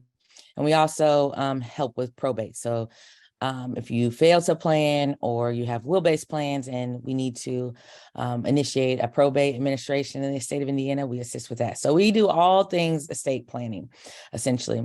And then the person in the corner, my favorite person in the whole wide world is my son, Ty. That I think he's 3, but he's now 10. But that's a really good picture of him, one of my favorite pictures. But he's definitely older now, so maybe I'll sub it out eventually. But he's my why, and that's what we're going to do, is kind of talk about, what is an estate. And a lot of times people think, oh, it's this lofty word. Oh, I don't have an estate. Well, everyone has an estate. If you have a house, a bank account, money in the bank, a car, and you are under the law considered to have an estate. Now, the worth and the size of it can affect how things transfer out of death, but that doesn't determine, there isn't an amount that determines, oh, if you don't have more than this, you have an estate, but if you have less of this, you don't have an estate. If you have these assets, you have an estate. The value, however, just kind of determines how things will pass out of death. And so when it comes to estate planning, there's not much, there's really not that much in it for you. while you're alive. There are certain documents that can protect your dignity and secure your independence for as long as possible. But why are you doing it? And that's what people really need to come to terms with and grips with, is what is it? And so let's talk about the profile of an estate, of who needs an estate plan. And so everyone always associates estate planning with people that have minor children or children that has special needs or something like that, including blended families, right? If I want to take care of my children because they're not her children or his children. The second profile is people with assets. I think it's people with money. But again, I always tell people it doesn't matter who you leave your assets to, that is wealth to them. It's like hitting the lottery, right? If somebody leaves me $100, I'm thankful. So whether you have a few pennies in the bank or a lot of pennies in the bank, you have assets to the person that's going to be the recipient of those. The second profile, people that need estate plan, are people that need protection. So here, sometimes people think immediately, people's minds go to estate plan, elderly people that are aged, or people that have mobility issues, people that can be taken advantage of. The fourth profile, people that value privacy, right? So certain planning vehicles will afford you privacy, as opposed to certain, like wills are not a private document, right? Because we have to post them in the probate court, or we have to let people know what's in a will. And so if you value privacy, then estate planning, the right type of estate planning, can solidify that privacy. Especially, that's why we know about all these celebrities and what's going on, because they're not doing things to protect their privacy. The fifth profile is people that desire, organization, simplicity. They want tranquility, peace of mind. Getting these documents will absolutely afford you that feeling, because you have a sense that things are in order, and you have made it easier for those that come after you, because you created a plan. You have something in place that people can follow. And then lastly, are people who are legacy driven, right? And a lot of times people leave the legacy to single people with no children, right? Because sometimes they're usually quick to say, well, it's just my money, I'm gonna spend it all before I die. Well, that's never happened. I've never seen them spend their money. And you always have something left, whether it and whether or not that's how you want to be remembered depends on the steps that you would take today. And so by planning today, you can do things that are legacy driven. You can leave to your church, you can leave to organizations that you participate, causes you believe in, like there's turkey drives going on today, all kinds of needs out there that can be solidified by your funds. If you feel like, I just don't want to leave to these greedy kids, or these people are just going to blow through the money anyways, or they have issues, they can't even deal with their own money, right? I don't want them getting my money. Well, then let's make your money provide value to others who may be in need, and will place a higher value and use to it, rather than just give it to people that you think may be undeserving or ungrateful. So when it comes to an estate plan, I guess the question is, okay, what type of estate planning should I do? Okay. I am clearly someone who needs to be doing estate plan, because you or your family or your loved one, you fall into one of those 6 categories. Everybody does, because we do now know we have an estate. The question only though, however, is, should we be doing a will-based plan or trust-based plan? Those are the two roads that you will travel, or true options that you can select from when it comes to the foundation of your estate plan. Because we have to beat the clock. We know not the time nor the hour. I had a client in yesterday, and he was so funny because he came in, and matter of fact, I think I just seen a voicemail come up for him, but he came into the office, and we planned it a while ago, and then he came in yesterday to sign everything. But my legal assistant came and said, see, he doesn't want to sign everything.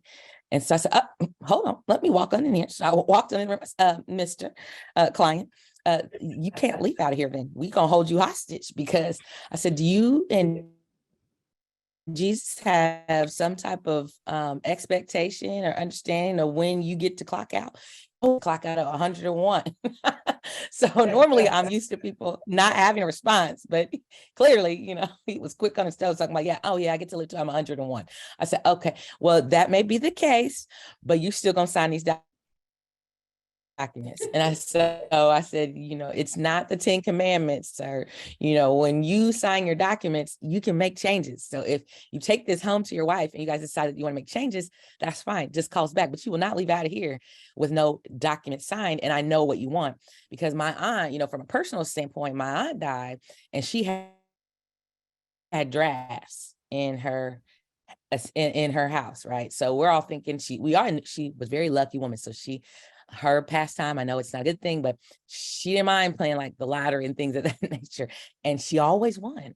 And so we just knew she had her stuff in order. Well, she didn't. When we looked at her files and her documents, the attorney had sent her drafts, but she never sent them back. So sometimes a lot of people get complacent, like, oh yeah, that's exactly what I want.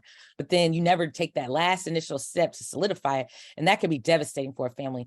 And so it wasn't devastating for my family because they had me, but it can be devastating for other families, especially if what the person wanted isn't going to match up to what the law would have had happened, or how the assets would have been distributed under the state statute. And so my client, as you may imagine, he did not walk out that room without his plan being signed, and we're gonna call him this week. And if he wants to make a change, he can make a change. So I say all that to say, you don't know, you may have longevity on your side. Dr. Adkins talked about eating healthy and stuff. You still don't know, right? So our goal is to get this plan in place before we cannot, save our families and save our legacies. So when we start out, let's talk about the concept of what does it mean to have no plan, which is where a majority, about 60% of this country stands, is they don't have any type of estate planning. And most people are very familiar with this process called probate, but they don't understand actually kind of the ramifications of what does that mean. And so probate is this morbid scavenger hunt where people are trying to figure out what you own, where is it, or what to do with it.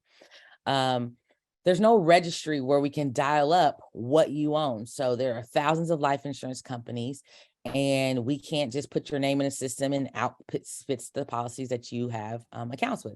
It doesn't work like that. So what the probate court is concerned with is making sure a person's final debts, taxes, and expenses are all wrapped up prior to beneficiaries inheriting.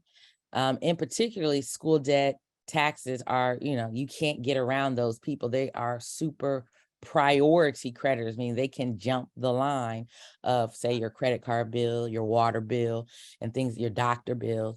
And so the court and the legal system is designed to make sure those super priority creditors have recourse before your beneficiaries inherit these. And so in order to address those creditor issues, someone needs to be appointed as the administrator of your estate. And as long as they're over the age of 18 and not committed a felony, they can be appointed as the administrator or executor, whichever term you want to call it, because the first person to the courthouse wins. There's no requirement that it has to be next of kin, though the statute does have a priority, like a hierarchy of who should be come before who. The first person typically wins because the court doesn't want to assume they got it wrong, right? So as long as you are over the age of 18, haven't committed felony, you can be appointed. Now, it can always be contested, right? Opposed, litigated, if but you ain't paying your bills on time, or you have a bunch of debt, or whatever the case may be, or creditors, of personal creditors, then that's when you have litigation and a fight over who can run the estate. But once the person is appointed, we publish notice in the local paper, because the court assumes if you don't know what a person owns, then you also don't know who they owe either. And so publishing this notice, it runs for 90 days, it runs 2 consecutive weeks, the notice in the paper. But for 90 days, creditors have an opportunity to file into the estate. They have to show evidence of the debt, swear under penalties of perjury that the debt still exists, and pay a filing fee to the court of about $150. If they do all of these things, they will have perfected their claim, and the court will allow it to be pursued civilly for collections. Now, we usually don't let it get that far. We will typically then try to settle with that creditor for pennies on the dollar. However, most creditors don't do everything right. And what I mean by that is they fail to pay the filing fee of about $150. And so the court will disallow the claim about 30 days after that 90 days toll. So think of it as maybe your estate will be open maybe 120 days, max.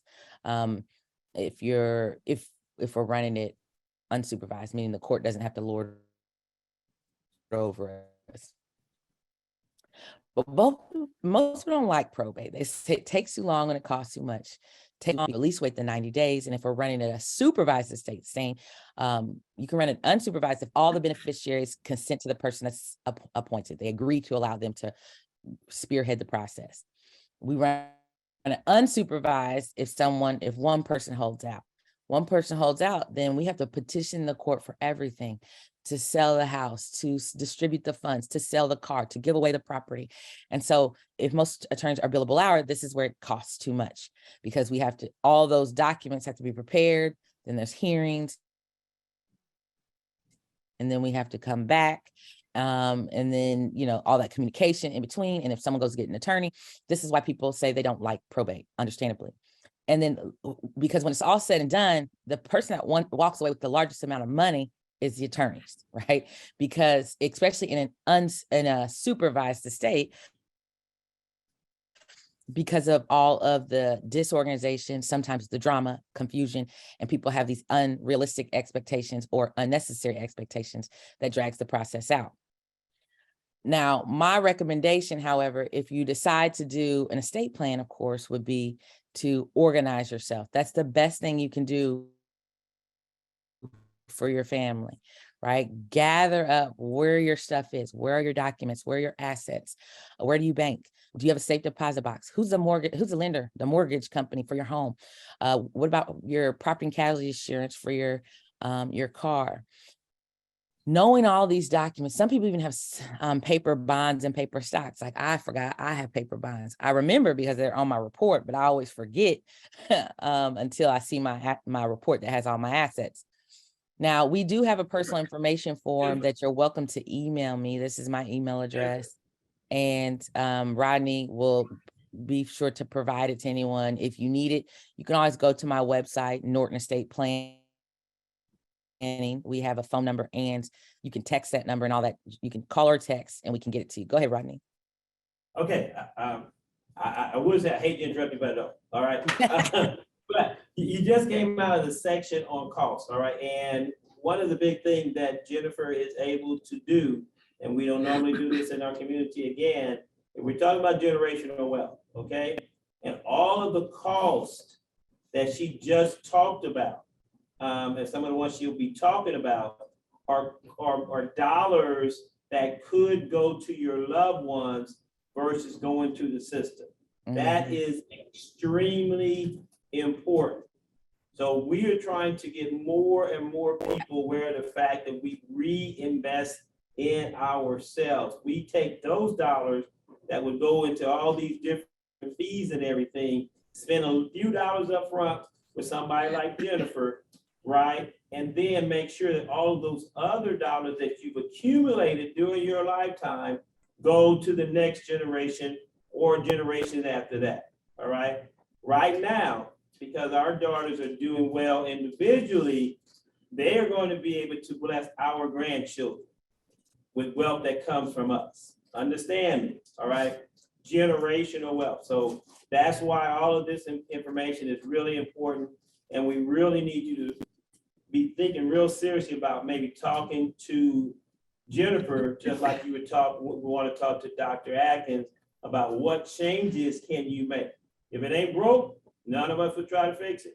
But if it is broken, let us do our job as far as trying to help. All right, go back to it, Jennifer.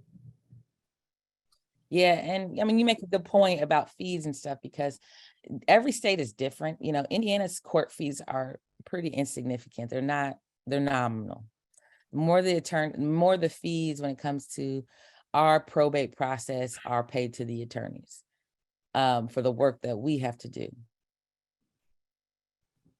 States like California, not only do the attorneys make the money, but the court system makes a lot of money too. So if you think about Chadwick Boseman, his estate, in his estate, the court, I think there were like court costs of something around $900,000. I mean, that's a lot of money.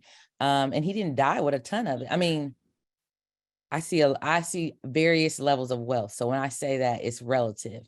So when someone says $5 million to me, and I have clients that have very, very large estates and clients that are 100,000, to me, that's all a lot of money. But when I look at my very large estate, his estate, what we thought he should have had is not a lot of money, right? And so then that 5 million to be like 1.5 or 1.4 of it to be spent on attorneys and court costs, that's a lot. And then the wife had to split it with the family members, or she chose to split it with the family members. Don't remember all the facts, but either way, why do I know his business? Let's start there, right? Why do I know these things? I should not know what's going on in his family. And so, one of the things you could do is start this process. And the other thing that really burns me up about it is it wasn't like he died unexpectedly. He had cancer, folks. Like, it's a slow, progressive disease. So when was he going to wake up and say, hey, and I'm not trying to speak ill of the dead, but it's like, come on, like, we can't even get it in our brains where we know. I mean, you can be as hopeful and prayerful and all that as you want, but you still have to act, right? Works, the work part. Anyways, let me move on, get off my soapbox. Sometimes I get there, y'all, and I can't get down, so I have to pull myself back. Okay, so here we are. Let's talk about a will, okay? Because there are massive, massive misconceptions. See, I didn't work myself up, y'all, so just bear with me. Massive misconceptions about what a will can do, right? A will is nothing but a set of instructions. It tells your property where to go. You get to pick the person that does the work. That's why they're called your personal representative. So you feel like you're more on target, because not only do I not, this is what I forgot to say, in the probate process, when the death occurs, we figure out the creditors, then we distribute the assets according to the state statute. In the state statute in Indiana says, it doesn't say all to the spouse, it says half to the spouse, half to the children, which is not what most married people think. They think, this is our money, I want to go to all my spouse. I want to all go to my spouse. The only reason the assets go all to the spouse is because of the way they currently own the assets. If you own your assets jointly, say with a bank account, you have your name and your spouse's name on it, by law, the minute death occurs, you can't strip someone of their ownership just because the other person has died. That surviving owner gets the money. Same thing with life insurance. Those are contracts. Retirement accounts, those are contracts. Annuities, contracts. So in the contract, when you list who the beneficiaries, the minute a death occurs, the contract becomes effective. And that's why those assets, life insurance, retirement plans, and annuities, don't go through probate. It's because they're contractually based. It's already agreed upon who should get the money. So what that means is when you die without an estate plan, the court system is only controlling something you left solely in your name or without a beneficiary or joint owner. And so in my stories, the husbands always die first. If there are any fellas on the call or in the room, do what you want, but you're going to die first in these stories. Okay. So when you die, what happens is half of those assets only half are going to go to your spouse. And if that's not what you want, then you think by doing a will, you'll be more on target because you get to say who gets the money, right? So you can go around the state statute because the court's not going to give to a charity. They don't know if you even like that charity. So they only can do what the law does, which is bloodline essentially. But a will allows you to say who I want to give these assets to, so that you're more on target. So people feel like, oh, it's great, I got a will and it just solved the world's problems. Okay, here I go. I'm going to try to be reserved. Well, there are two things about wills that most people don't know. And the first is wills only control things in your individual name. So again, if you own things jointly or have beneficiaries, a will never control it. So when married people go get wills, but they own their accounts jointly and they have each other's as beneficiaries, we're never going to use the will of the first person to die because it's all going to pass by contract. We'll use it when the second person dies because then everything will be in their own name if they have not updated and add beneficiaries or joint owners. So married people, if you decide to get in a will-based estate plan and your plans don't match, meaning you have different beneficiaries in your wills, say because it's a blended family, right? Because they have a lot of issues, which we'll talk about. Then the first person to die loses, right? Because nothing will get distributed in their because of their will. It will all go to that joint owner or beneficiary. So in blended families in particular, if you have no children by your spouse, you've disinherited your children. Or you're leaving it all up to the other spouse to take care of children that are not hers. And but no, well, most of us know his kids gonna piss her off when he dies because they think that was my daddy. And he said he was gonna leave us stuff. And or that was my grandma's house that y'all stay in. That should be our house. You know, like it just does not work well for blended families. Okay. So when you get will-based plans, I say all that to say you have to be very intentional about the names that you put on the things that you own, because either the will may or may not control it, and thus the outcome that you desire may or may not occur. The second thing that most people don't know about wills is they all go through probate. So a lot of people get pissed off that I talk about probate, but you have to know the process because most people in this country get wills that walk them right into it. And attorneys know this. I know this. I don't, and sometimes I wonder because, when people come to my office and they talk, I'm half listening. And I mean that with, the utmost respect. I'm half listening because you're telling me what you think you want. What you really want is to avoid probate. I don't care what you told me. I want a will. You didn't tell me you wanted a will. You told me you wanted to avoid probate. You wanted a better future for your children. You wanted to maximize their inheritance. You wanted to protect them for creditors and divorces. That's what I heard you say. Now, you told me you wanted a will. Some of my colleagues, they heard you say you wanted a will. And so that can be a very big disservice to our community because of what Rodney said is, what you did is just basically line the pockets of the attorney because they did what you asked, because you want it to be Burger King. You want us to be Burger King. You want to have it your way, but you don't want to listen to us.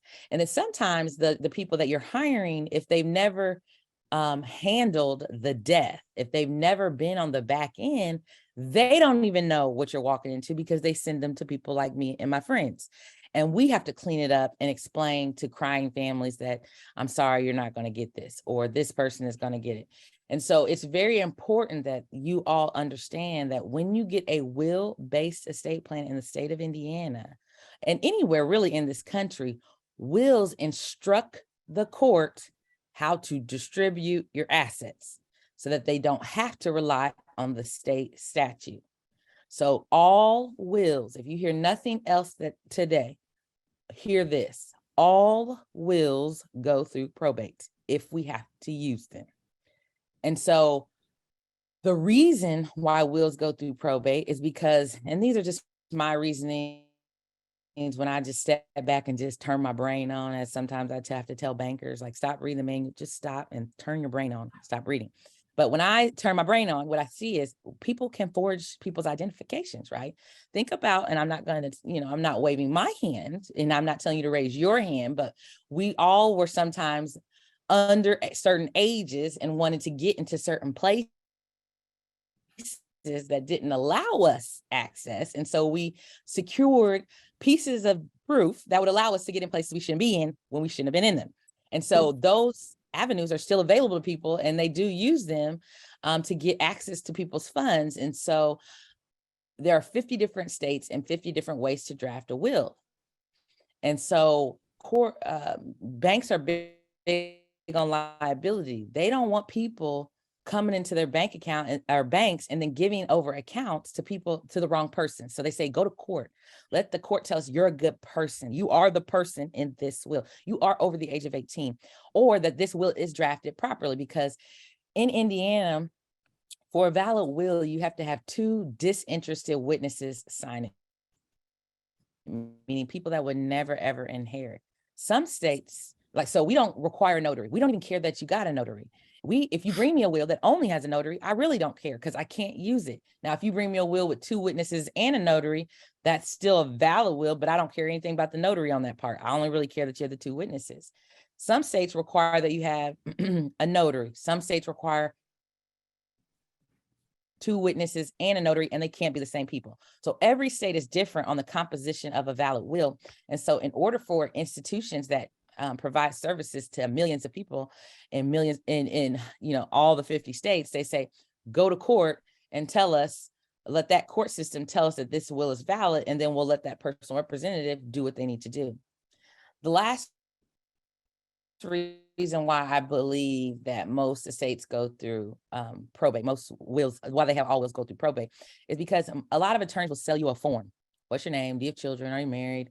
How do you want things divided? I mean, they ask you these simple things, but when a death occurs, what's really important, your beneficiaries come into our firms and they ask us 2 questions and 2 questions only. Where's the money and when do we get it?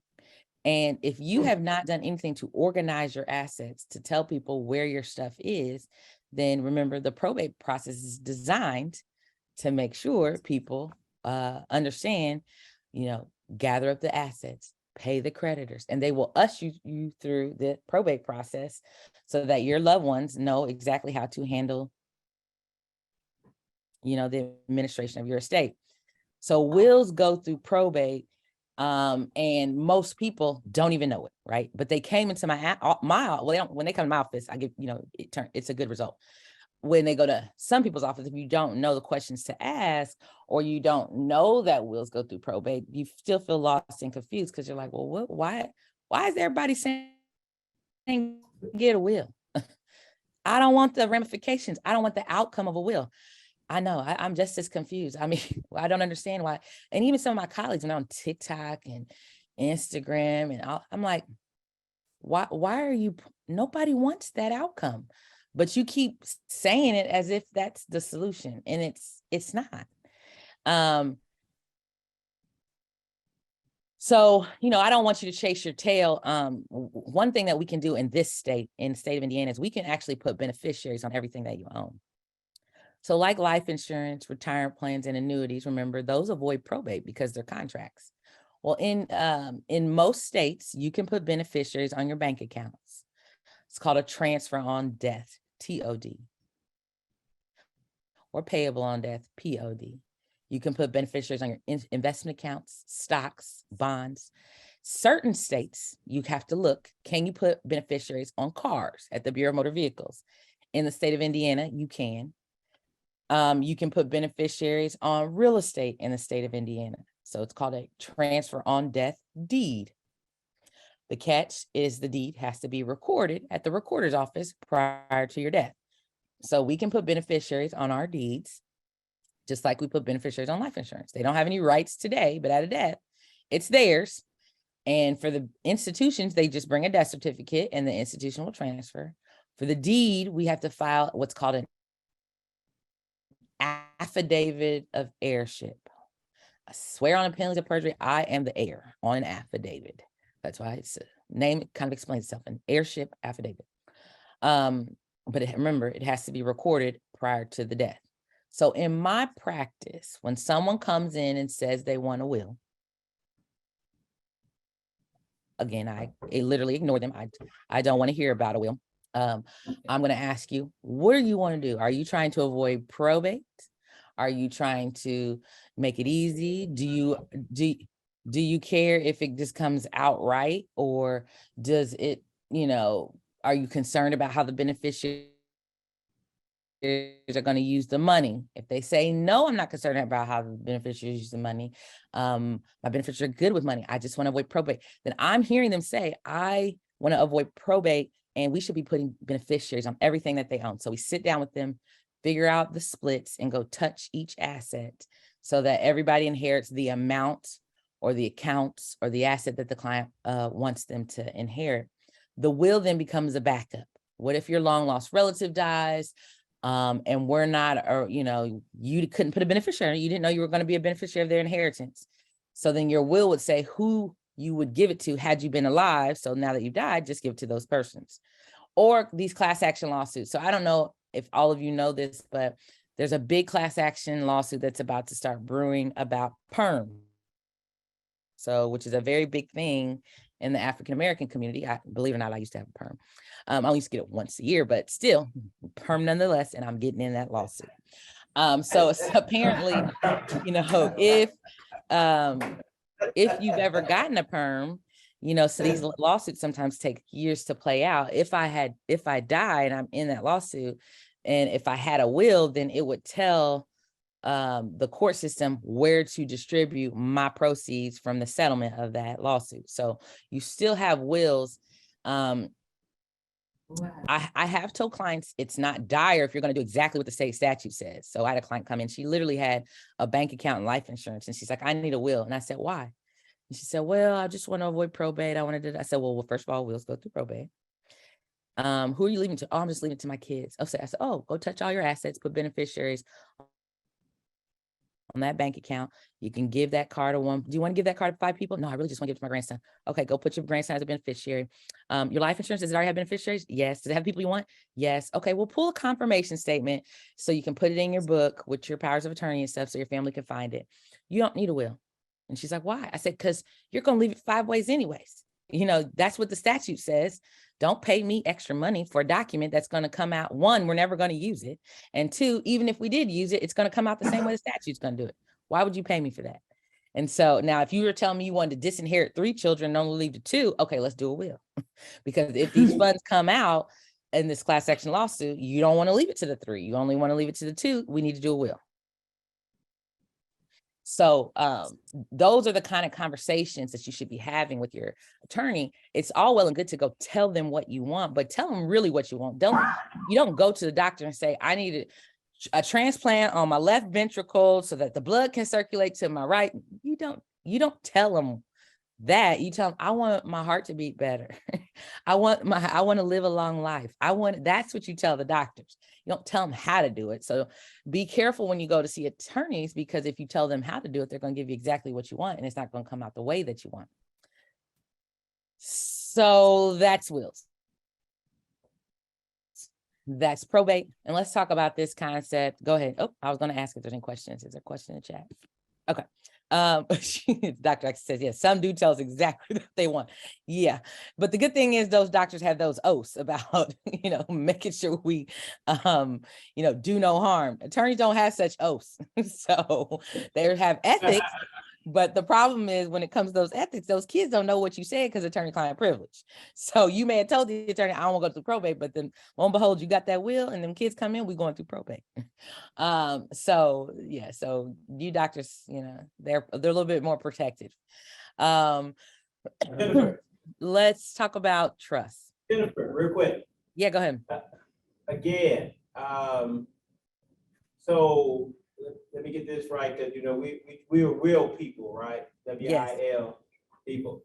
So basically, what you're saying is meet with an attorney, and I highly recommend people meeting with you, but go in knowing what they want, and they may not necessarily need a will to do what's best for them and their family. Is that correct? Correct. Because a will is just a document, right? And so you may not need that document because of what you want, right? So I don't sell documents. I don't sell forms. I sell solutions. And so when you come, and sell is not a bad word, right? So everybody wants to condemn the word sell. No, that's when I have a product or a service, I am selling it for someone to consume or use. And so I sell solutions. I don't sell forms because I don't know what you want. And you know, you have to be careful about watching things on social media, because when they tell you what to do, that's based on someone else's problems and their family dynamics, and their solutions may not be the solution for your concerns because they had different concerns. And so we're just, you know, we just got to get out of that microwave society and stop listening to everyone for the solution and listen to why did they do that? And then hear that, when you hear that, then people need to be truthful, which you're not going to necessarily get all the time on the internet. So when you go see attorneys, don't just come in with what are your concerns and what outcomes do you want to achieve. So when you tell an attorney, I don't want to go through probate, then they should be saying, well, we need to be finding ways to not use this will. You know, we need to be finding other avenues of planning to get you that outcome. Exactly. And since I'm going to cut my presentation real short, I'm going to just jump in here. That is the same way with you coming to talk to us about health insurance. We're going to find out what, number one, your needs are.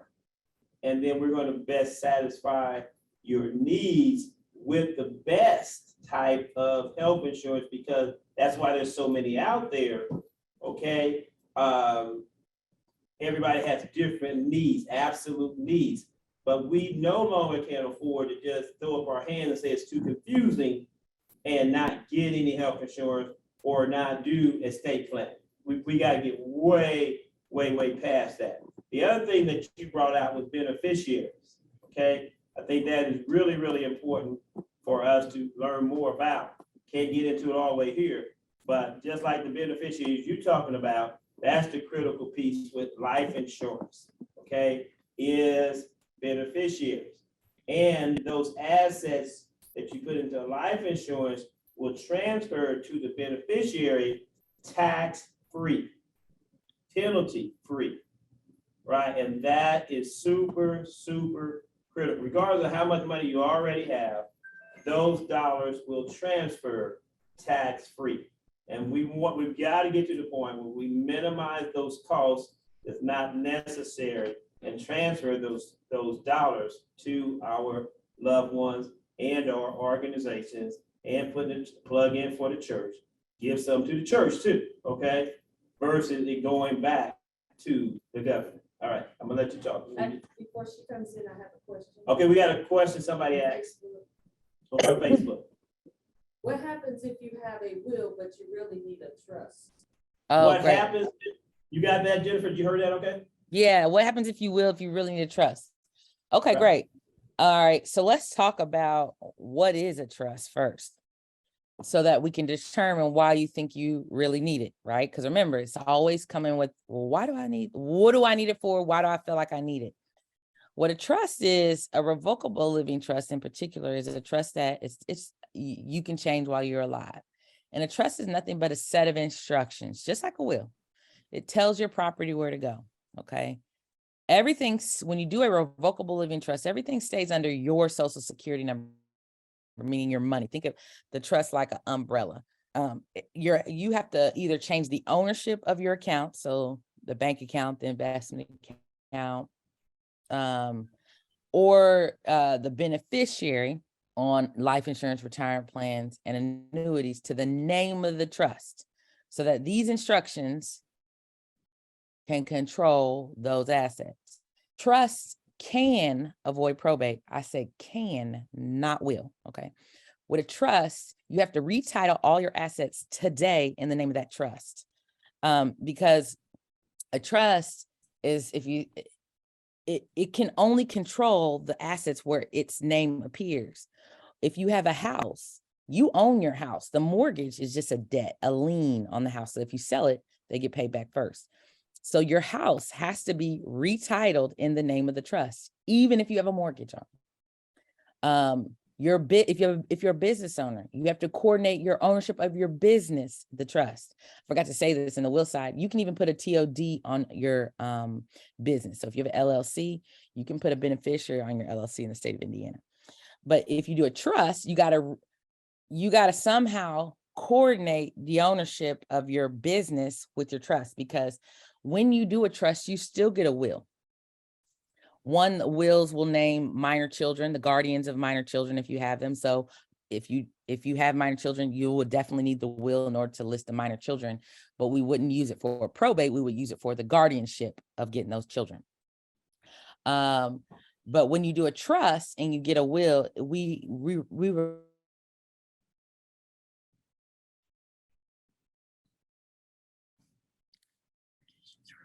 Is she frozen on your end? She still going on Facebook? Leave assets outside of the name of the trust without ownership, joint ownership, without a joint or without a beneficiary, because when the death occurs, if it's solely in your name, then the will has to get it to pour it over in the trust. Because in a pour over will, all it says is, I did a trust. It doesn't say anything about who gets stuff. It doesn't say anything. It just says, I did a trust. If I leave something out, pour it over. But all wills go through probate.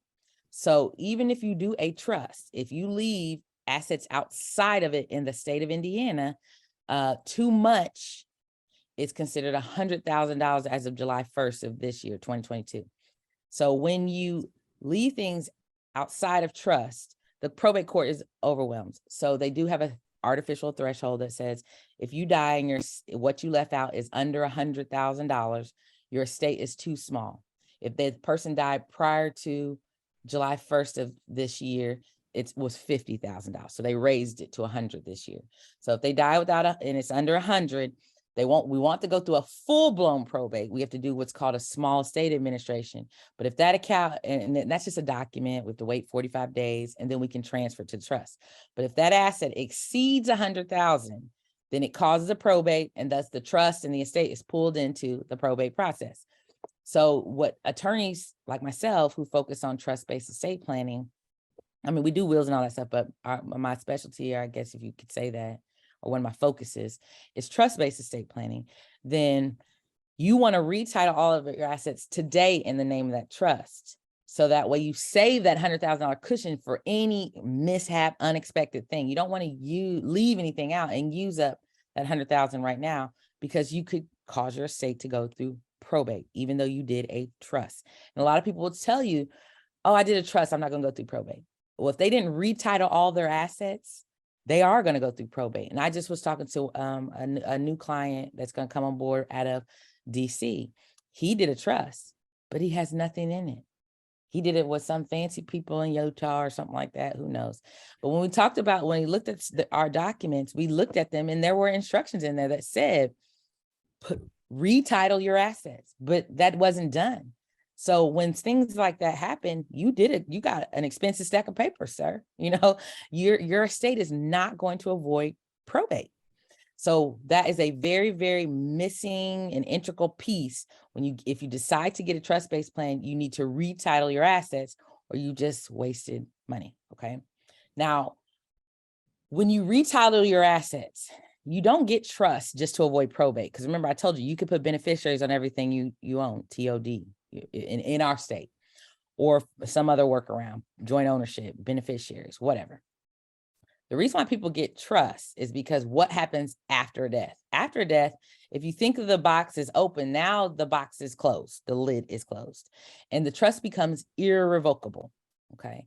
Now, we'll still have to pay your final debts, taxes, and expenses. We have to pay your final tax return, your final school debt, child support. Some of these things we cannot get around, but some creditors, we absolutely can. So when a death occurs, the lid is closed, which means these assets are protected from potentially protected from later creditors, your beneficiaries' creditors. So because what happens, like think about a divorce. When you divorce someone, if you leave assets to your beneficiary outright, free of trust, meaning they can take it, put it in their bank accounts, their investment accounts, but under their social security numbers. If they're getting a divorce, their estate is available to that divorce proceeding. Their estate is tied to their social security number. So when you leave things to beneficiaries and they get to take it and put it in their accounts, there is no protections. Same thing if you had a lawsuit, right? Or any type of, maybe health issue like Medicaid, spend down your assets. Your assets are tied to your social security number. But if you leave assets instead of outright free trust, if you leave things in trust, think little trustlets. This is why we know about the Rockefellers, because they didn't give the money to the beneficiaries. They left it in trust shares for each of their beneficiaries. And each of their trust shares have their own social security numbers, or EIN, Federal Employee Identification Number. Think LLCs. These are little LLCs with their own social security numbers. What that means is If the beneficiary has a lawsuit, divorce, or illness, their estate's available at creditor, their estate's tied to their social security number. Oh, these don't have their social security number. So the beneficiary only has to work to protect their own personal assets they've acquired, because what you left to them, if you left it in trust for them, is now protected, right? And so it's not available to that creditor. So when someone asks me, should I be doing a trust? My question is, why do you want to do a trust? Are you concerned about the beneficiary, how they spend the money? Are you concerned about their lifestyle? You don't want to leave it to their spouses, because with a trust, it's like a contract. You can control the terms. So you can say, I want it, if there's anything in the inheritance, I want to go down the bloodline to my grandkids. You can control for how people access the funds. Excuse me. So you might say, at my death, my kids can have all access, but at least it's in trust, right? So if they have lawsuits, divorces, illnesses, these assets can be potentially protected the way the law currently stands. Some clients will say, no, I need to put terms on it, especially when they're minors. They have to have it in trust. And when you're minors, you can do a will with the trust underneath it. That's why they're called a testamentary trust. So a formal name of a will is a last will and testament, meaning after death. So if you do a will with the trust underneath it, then the trust doesn't get filled up with your assets until after you die and after the estate goes through probate. If you do a revocable living trust, you remember you fill it up today, your loved one does, so that when you die and you leave it in trust, it's already in trust, no probate. Then your terms, because you didn't give it outright, can still follow those assets. And so when they're minors, you can set up trust shares under your trust for them. And in that pour over will for the trust, you name who raises, really you name the guardian. And the guardian isn't necessarily who raises the child. It's the person that makes the legal decisions for the child, whether they live with me, live with my cousin, live with your mother. They're just the legal authority on what the decisions are that are going to be applicable to that child when it comes from a child rearing standpoint. But the trust will then control the money. So with a trust, whether the child is an adult or a minor, you can control the terms. So this is kind of my son's terms. If you think of a plane, while my son is under the age of 22, trustees run trusts. So other people are running the trust and he's in the back of the plane. At 22, he can come to the front of the plane and be a co-pilot, or i.e. co-trustee, until age 40. The world's wealthiest individuals didn't believe their children should be running their own finances to 40. So I'm not as wealthy as them, so I put 40. And so at 40, he can press eject on his co-pilots and he can fly the plane solo. But even when you're in the air flying solo, there are still maps, i.e. rules. So my rules are you get interest only, no principal. Some clients will say, at 40, he can have interest only. At 45, I'll give him interest and up to 25% of the principal or 10% of the principal. And then at 50, he can have 50% of the principal.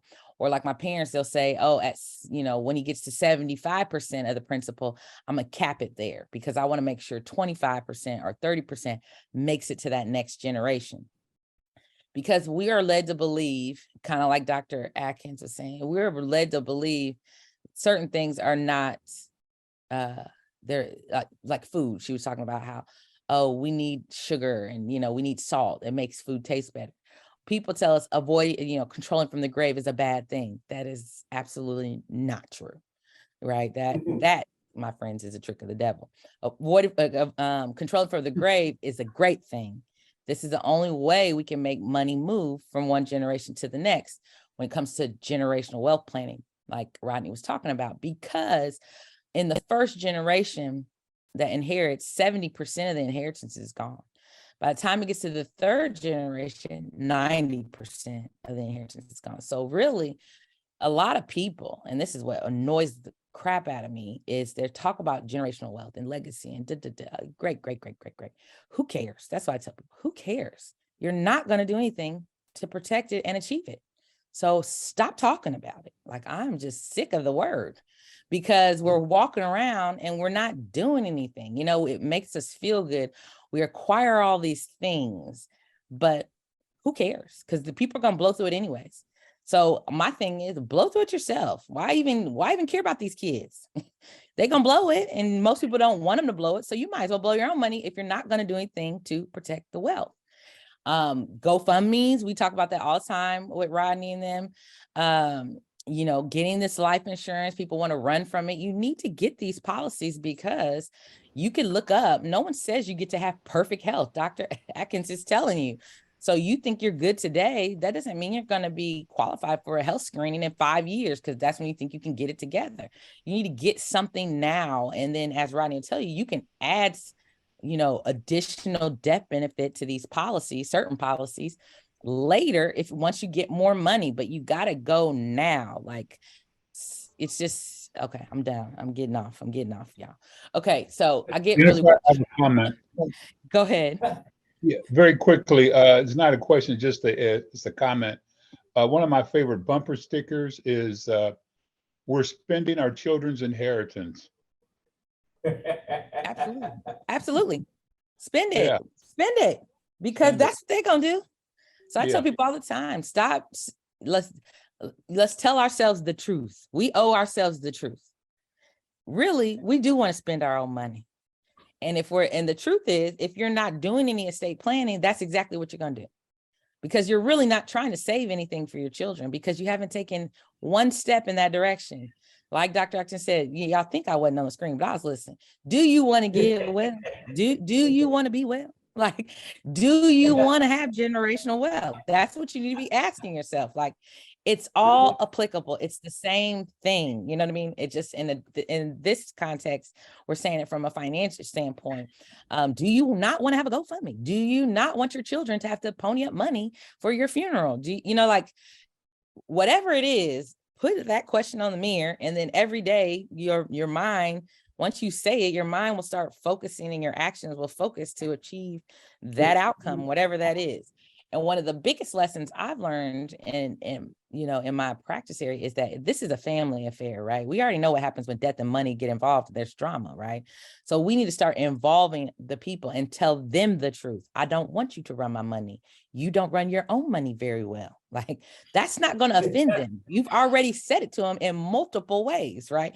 You don't allow them to borrow your car. You're not a good driver. You don't allow them to, you know what I mean? Like, it's okay, because they already know the truth. So just speak it.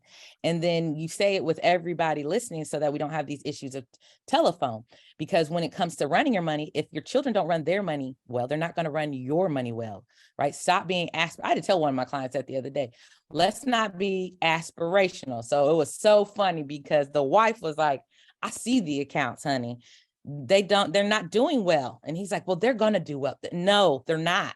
They're not doing well today. I said, so what are you doing to help them do well and improve? Well, okay, then, right? So when it comes to your financial powers of attorney, you have to have one, even married people, because no one can access your accounts without your authority. And so when you need to get a financial power of attorney, because no one ever names someone they think is going to run away with the money, but it does happen.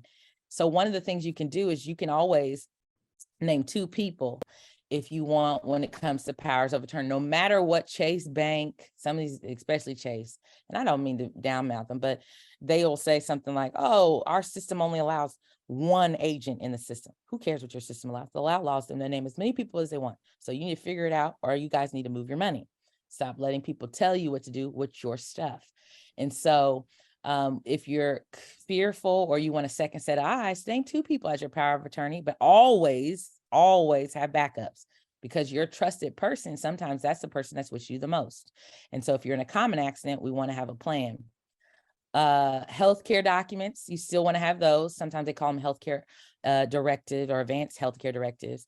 You want to have a healthcare power of attorney, which says you can name me into, you can sign me to a nursing home, you can sign me to a hospital, or you can sign a contract to have someone come out to my house. It doesn't say which one you prefer. So our recommendation is you, again, name 1 person, so doctors don't have to come out to this committee decision and people can't agree. And make sure, again, you're communicating, because the HIPAA allows the hospital to speak to your named agent.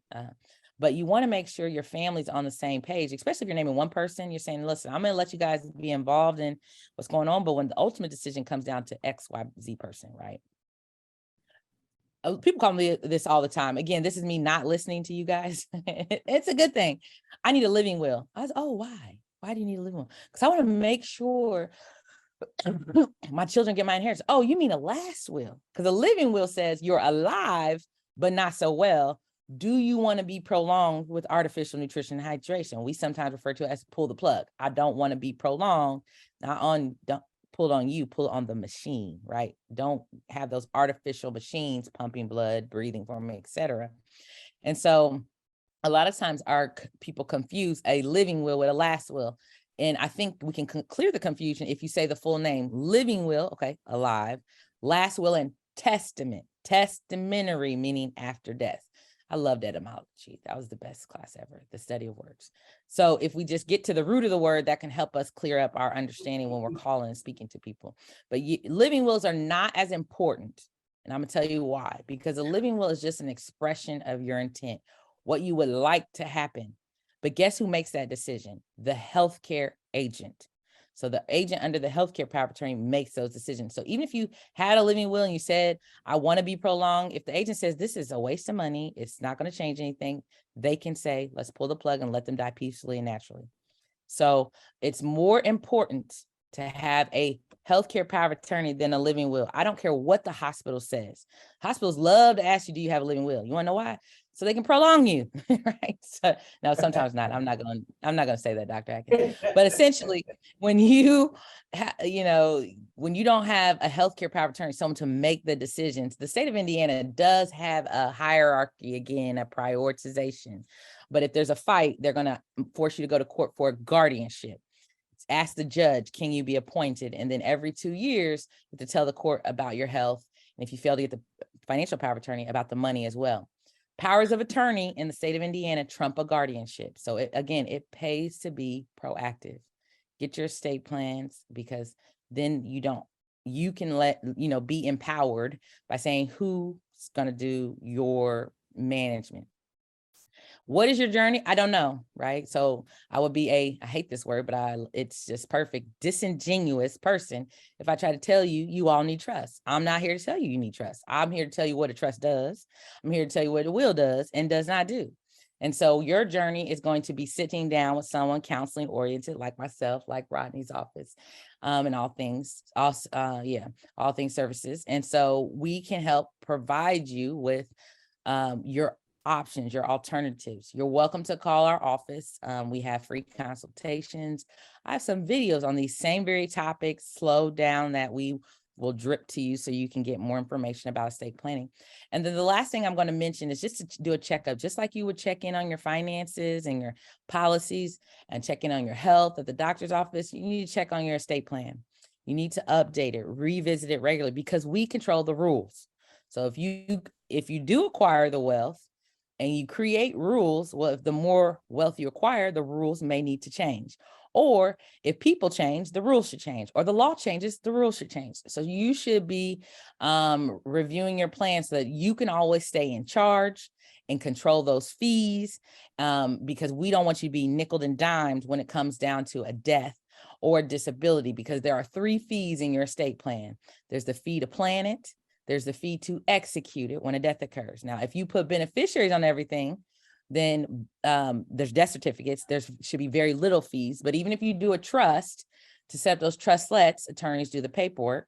If you become disabled, you want a plan there. If you fail to have a plan, you got a guardianship. So there are actually 3 fees, 3 stages of an estate plan. There's the front end, what if I became disabled, and what if I died? And you want to ask attorneys, what would those fees be if I became disabled and if I died? And a lot of the times they'll say it depends, and it depends on what you own. And I'm not going to what you own. So if you filled out that personal information form or pulled together your assets, give them another hypothetical. What if I died tomorrow owning these assets? So if you go to attorneys and you want answers, you need to be organized so that you can face any objections, what factual possibilities for them to base a hypothetical situation. So know your numbers, know what you own, and then ask them, this is what I have. What if I die tomorrow?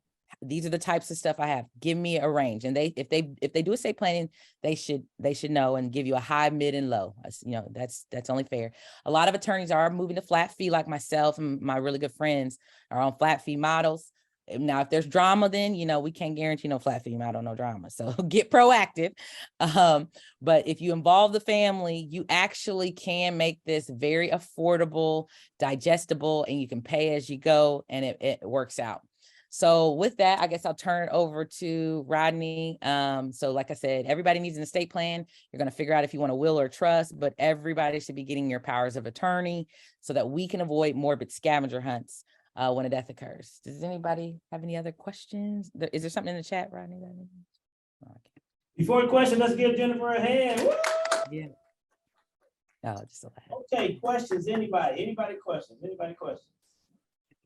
This is my favorite slide. I got to end on this slide though, Rodney, right? I can lead y'all to water, but I can never make y'all drink. Now, in that water, should you choose to drink, you can contact us, right? We are happy to help.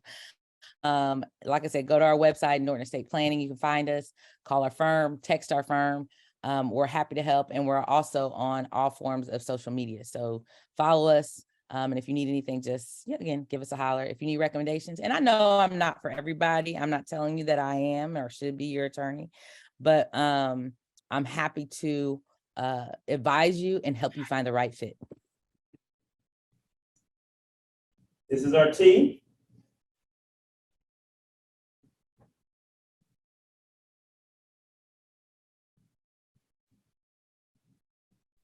And we have an affirmation statement. And it is from Philippians 4, verses 4 through 23.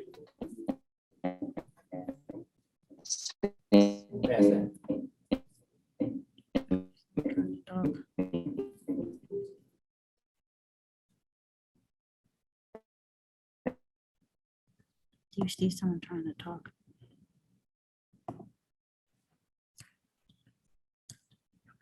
Okay, next slide.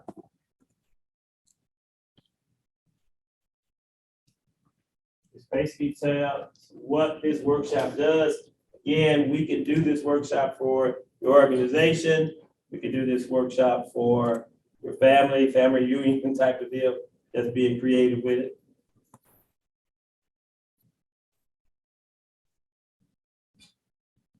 Okay. To help God's people live intentional lives, or to live intentionally.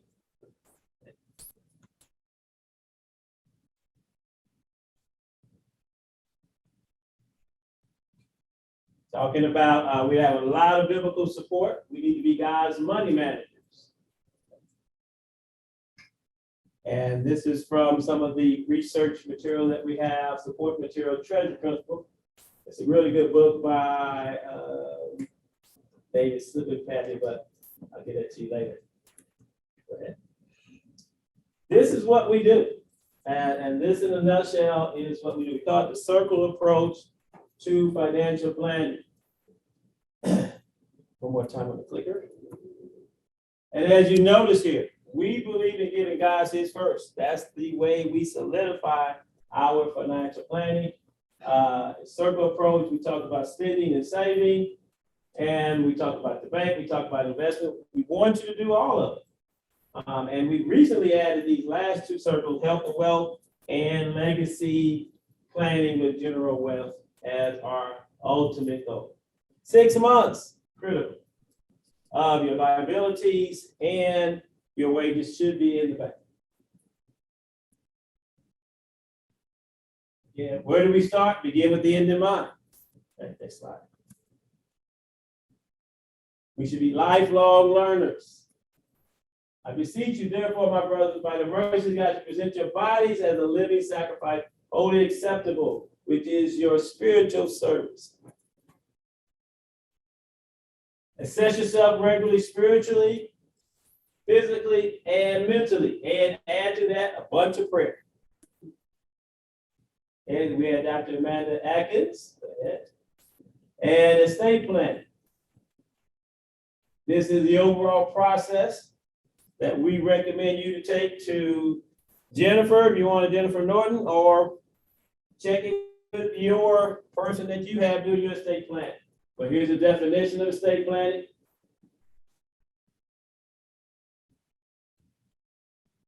All right. What consists of property. Some of this stuff you may know already. Some of us say, wow, I didn't know that. Okay, go ahead. And the objectives: accumulation, preservation, and distribution. Those are the things that we help you with. Okay, here's the process. Now, notice the process. And Jennifer ended her presentation talking about consultation. You got to be able to go through the process. You need some help. We can help you with that. We will tell you the right people to work with. We will not try to do it all ourselves.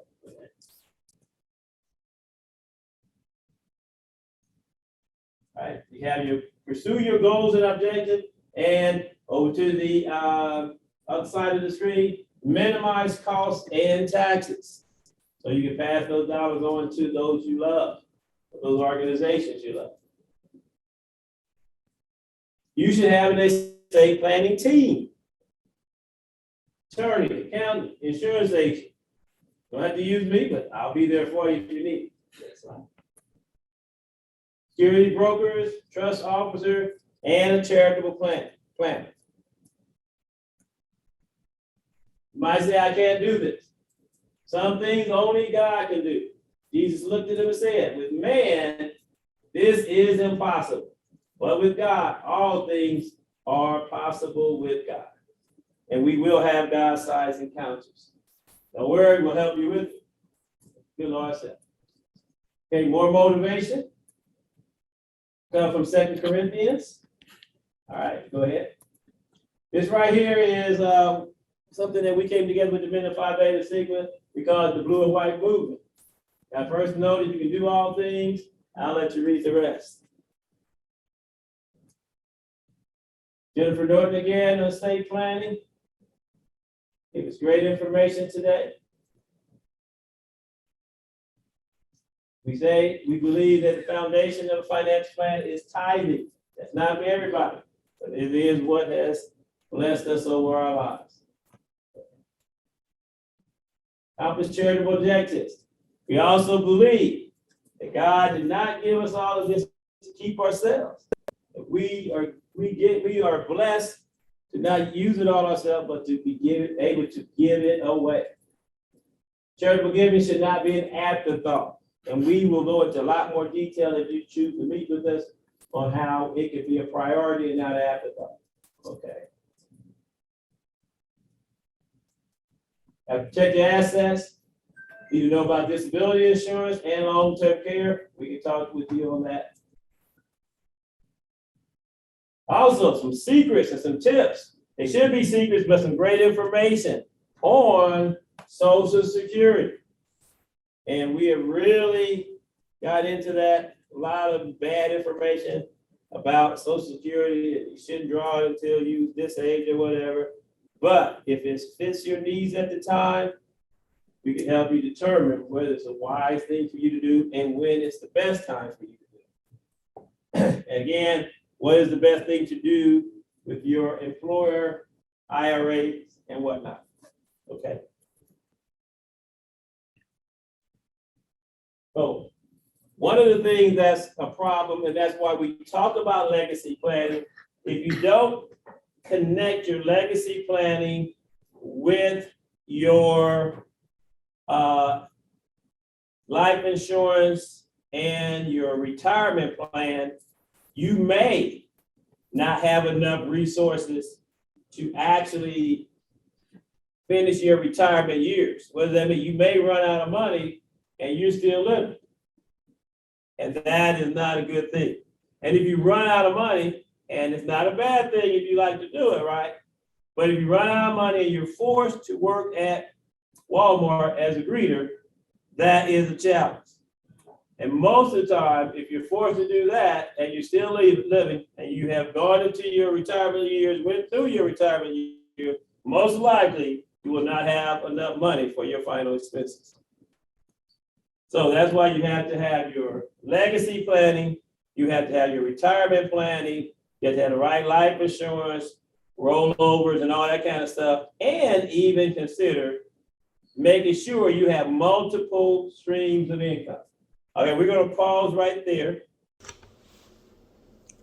Hello, my name is Yvette Campbell, and I just wanted to take a little bit of your time and tell you about my experience with All Things Services. And they've been a part of our family, what we could say our family's portfolio for a few years now. ATS is what I'll refer to as All Things Services, because when I finish, you'll see what I mean when I say all things. We used their services. At first, we were a part of their budget class.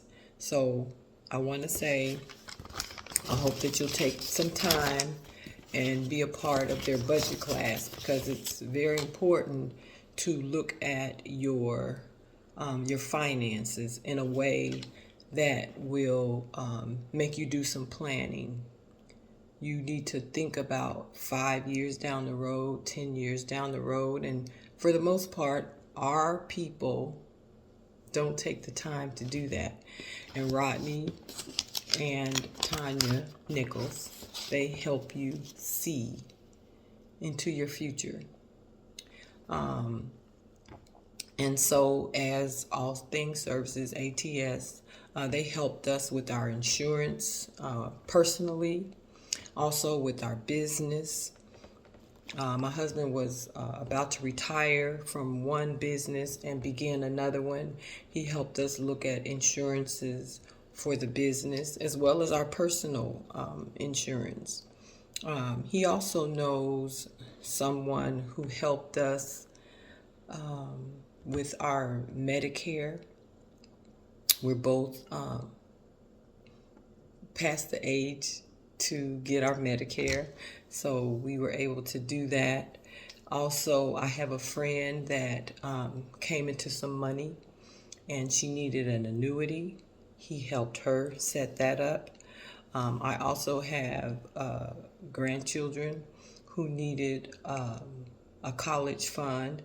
He had a dinner one night, introduced us to some other resources that he had. I told you this was ATS, All Things Services, so he helped us with those services as well, set up a college fund. I'm going to give a shameless plug for Monica Tipton, who works for Edward Jones, and so I was able to set up a college fund for my grandson. I'm retired now, but it wasn't always something that I thought about, but he helped me consider legacy for my grandchildren. So I'm just saying all that to say that All Things Services, ATS, can help you, like it helped me, build your wealth as a family, or if you have a business, you need to honestly think about what you want that to look like for your life, for your family, and for your children. And most of all, he helps you look at it in a godly way. So thank you, Mr. and Mrs. Nichols. All Things Services is just what he says it is. If he doesn't have the information, he has resources to people in our community that can help you get to where you need to be. Be blessed, and thanks for your time. Sister Yvette for that. Let's give Sister Yvette a hand. Woo! If you go back to the PowerPoint there, Brother President, if you're still on, we appreciate you hanging in there with us today. If you have some words you wanted to share, again, I am going to go ahead and go through a couple more slides and finish on time. We like to be timely, so you invite us to come back. Brother Chuck Scott, do you have anything you would like to say? Well, thank you again, sir, for putting on this presentation, and then many thanks to our presenters, especially on health. And of course, Jennifer, you know I always enjoy your presentation, and I'm just so grateful that we had the opportunity to hear again how I'm hoping that our people can think differently now and think about what we can do proactively to improve our health. And most importantly, when God calls us home, that I hope that we will be mindful of the fact of what God has told us and instructed us to do was to leave a legacy for the next generation. And more importantly, that we don't have to go with these GoFundMe accounts to put us away when God calls us home. So I'm just so grateful to be able to participate and listen, be refreshed on some things. So I'm just grateful for that. But thank you so much for the labor of love and the labor of work that took place here today. So thank you very much. You're very welcome. In the PowerPoint. So multiple streams of income. God does not give us all equally. And my favorite story in the Bible is on the previous slide, but it talks about the talent where he gave 1 5, and he gave another 2, and he gave another 1. Right? Who got blasted in that parable? The one that took the 1 talent and put it in the ground. Little faith. So you got to take knowledge and faith and God's people, put them together, and it's all right for us to be wealthy. And we're also saying with people like Jennifer, it's all right to pass that wealth on to the next generation. You got the right life insurance, you got the right wheels and trucks, you do what Dr. Adkins says, you can live a long life. Now, we got another person that came to the workshop today and that has a good life insurance policy, but has good annuities, right? And this person was wise enough to take $100,000, live off of that, take the other $100,000, put it into annuity. Well, while she's living off this one amount of money, all right, the other money is growing. And then talk about income streams. She's created, or that person has created their own income stream. So now, when they get ready, that income stream is going to be another income stream tied to their Social Security, and that amount of money, when they turn it on, is going to be at a desired monthly amount. That's why we talk about monthly budgets, so that they won't have no worries. But in order to protect their home, they're going to get a life insurance policy because their health is still good. They can get one, a health insurance policy, so that when something happens, the house goes to the son. The house will go to the son. It's over $100,000 home. I ain't gonna tell you how much, but the house will go to her son. He won't have to pay no money, right? The taxes will be paid with the premium, with the benefit amount from the life insurance policy. So instead of the house going to the bank, if the son didn't have enough money to buy the house, the son can buy the house from the bank, and the legacy will continue. All right. All of that, right? It's possible. But what? You gotta have a plan. God gave it to you, you can give it to somebody else. Next slide, please. All right. It's all about being a faithful steward. All about being a faithful steward. And again, all of this is biblically supported. So you can read that scripture yourself. Next slide. All right. Return on investment. Everything we do, which includes our time, our talents, and our treasure, at this point, we ought to be expecting a return on our investment. We ought to expect, when we do the right things for the right reason, I am a living testimony, you will be blessed. You will be blessed. But God needs us to be good stewards in the process. All right? Just ways we can do that, support. Next slide, please. So again, stewards of our time, our talents, our money, and even our land.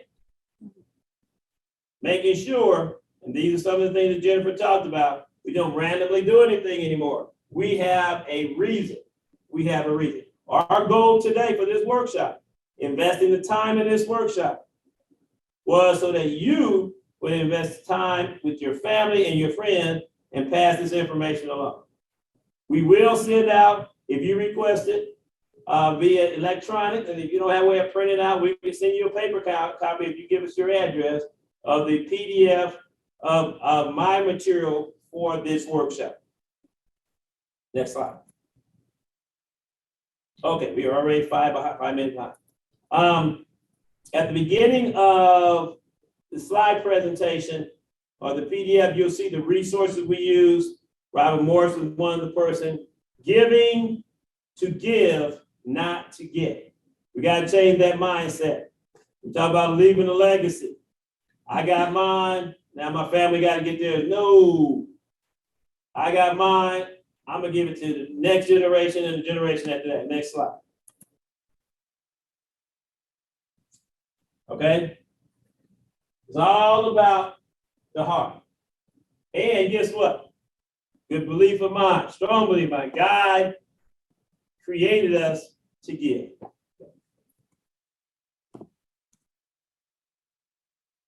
So here's a way that we can make sure that we get it done. We talked about many of these things today.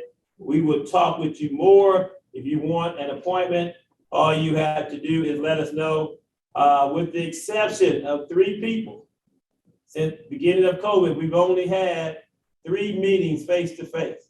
We use Zoom, so we can meet with you just about any time. The only time we do not meet with our clients and our friends is 6 o'clock on Saturday to 6 o'clock on Sunday. We say that time for the Lord and family. Other than that, after 6 p.m. on Sunday, we'll meet with you. That's a good time. Before 6 o'clock on Saturday, we'll meet with you. Very few people get up earlier than I do in the morning, and very few people go to bed and working anymore than I do at night. So let me know. We'll meet with you, and we'll do these great things you see on the slide. Okay, next slide. All right, next slide. Here's some of the tools that we use. Family budget. We talked about that. Everybody can talk about that. We will give you this if you don't already have, and we will work with you on creating a budget. Next one, please. This is how it should look out. First column is what you are estimating that you're doing. Then you go back and you look at what you're actually doing. And the last one is, what do you want to budget? And this is a good time to use this because for December, January, February, you should have a plan so you don't lose control of your funding and spend too much over the holidays. All right. Now, what's the best type of insurance you should get? Well, that depends on you as the individual. This assessment tool is one that we created from the different resources that we have. Also, we would like to say that we are All Things Services. We are part of also the Spectrum Financial Group here in Indianapolis. That's the agency we work through.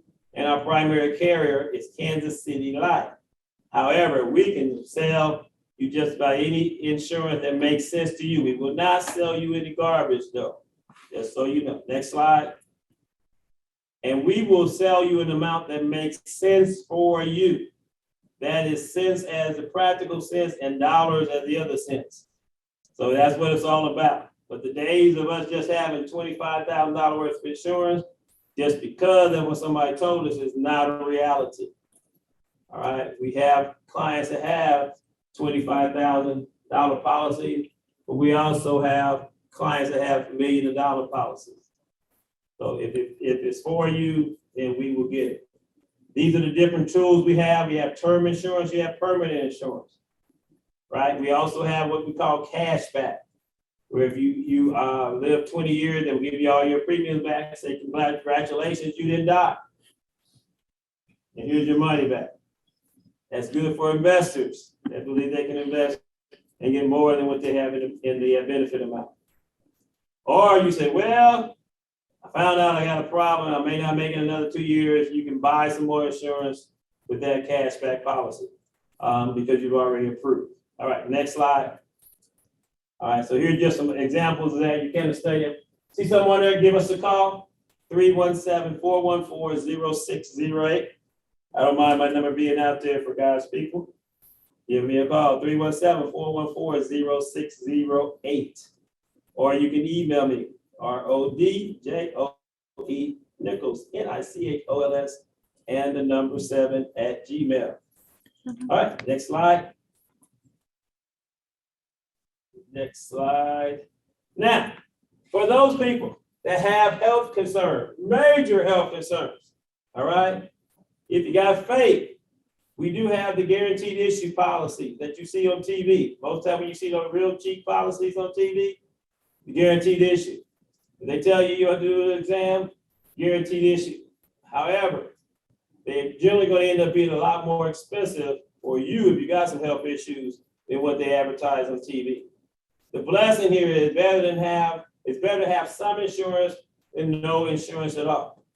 So we've been blessed to be able to get a person a guaranteed issue policy, work on their health, as Dr. Adkins would recommend, and then some of those pre-existing conditions go away and stay away, then we can get them a life insurance policy like everybody else. The other tool that we use is an annuity. I had somebody that's going to come today that was in prison. And when he got out of prison, he was on probation. You cannot buy life insurance if you're on probation. Probability if you go back to jail is pretty high if you're on probation. So this young man got his act together. He's a business owner now. He was about 2 years. So we took the money he would have been putting in a life insurance policy and put it into an annuity. And when he got off of probation, he got a life insurance policy at the standard rate. We took the money that we could put it into annuity and paid his first year the life insurance policy. He now has a business, and now this convict, this drug dealer, he went to jail for selling drugs, right? Drug dealer has his own business and has a $400,000 life insurance policy, so his family will not have any worries. All right, but we had to start out with something unique, an annuity that was not life insurance. And go. All right, so next slide, that's good. All right, so we want to thoroughly equip you for God's work, equipped to work, distribution of your wealth. All right, we're going to end right there. Again, do we have any questions or anything? No questions. I don't see any questions in the chat. We thank you for participating today. Okay, over 65 until December the 7th. That's your Medicare and your Medicare Advantage. Open enrollment for the marketplace is until December the 15th. December the 15th. The marketplace is based on your income. It is really, really, really good for those people middle income and lower, okay? With lots of people in the household. With lots of people in the household. And our testimony is we pay a lot less now than our group plan when Tanya was working. Because I've been self-employed longer than Tanya. Tanya was working, so our health insurance was on her plan. All right, so just so you know. Okay? Can you play that video? So this is from the Indiana Donor Network. When this ends, we're done. We just want to thank the Lord for allowing us to be together. Call us if you need us. And may the Lord, God bless you real good. If you do want to become an organ donor, that's part of your legacy planning. You don't want them to have to fight over it, okay? All right, go ahead. My name is Rick Posey. I live in Indianapolis, Indiana, and I'm a kidney transplant recipient. I love spending time with my family, taking my kids out to the park, playing football with them, just being a dad. Well, before I got sick, I was in law enforcement. I actually worked for Marion County Sheriff's Department, a job that I really enjoyed. At the time, I had uncontrolled high blood pressure. I was on 6 medications and nothing seemed to work. They tried to prolong my kidney failure as long as they could. 8 days before Christmas, I collapsed at work and they took me to hospital and they found out that my kidneys were only working at 2%. 2008, I was listed.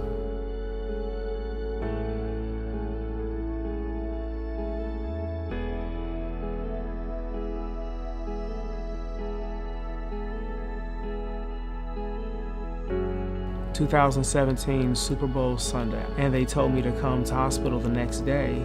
Is this real? Is this really going to happen? Am I dreaming? I think that when you're healthy, you take a lot of things for granted. But when those things can be taken away from you in an instant, and that instant occurs every day. Every day you got the fear of losing everything. Once you get back well, you don't take for granted the sunshine and enjoying seeing the little lint flying in the rays of the sun. You look at things differently. I never thought I wouldn't be with the sheriff's department. I was making good money taking care of my children. Everything they got came from these hands right here. So you never know what life is going to give you later on. I can't even say words how happy I was to make that journey. As I say, the journey continues, but I'm much more prepared for the second journey than I was the first.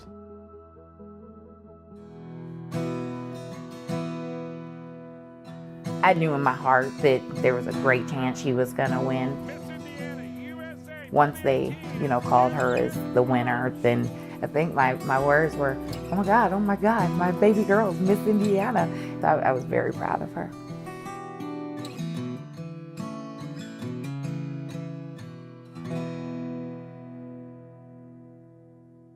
My mom's my entire family. So when you only have one parent left and the health is already at risk, it's a lot harder, that's for sure.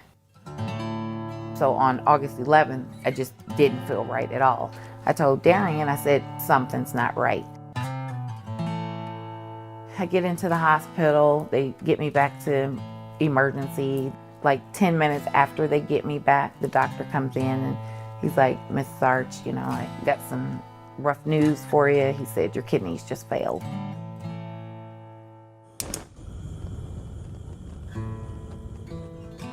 It's a scary moment to know that you only have one parent left and you're trying to do everything for them, and making sure my mom receives an organ is like number one on my list right now. If you can imagine waking up one day and finding out that one of your organs have failed, and the only other option you have is receiving an organ donation.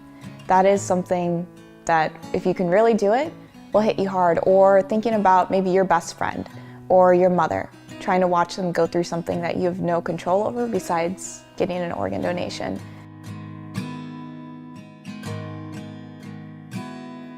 It's hard for people to put themselves in the shoes unless you're actually experiencing it.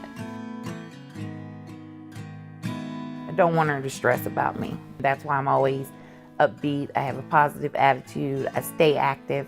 So I think just by me being who I am and staying so active, that's why I look so good, because I keep active. It's stories like my mom's that actually get to people and hits them. Literally, you just have to think, what if my mom's life was at risk? What if I woke up one day and found out major health issues?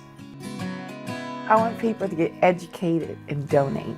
Sit down and talk to your families, because I don't think a lot of people realize that, we are here on borrowed time and nobody is guaranteed a tomorrow. My one hope is that if I do end up getting a kid,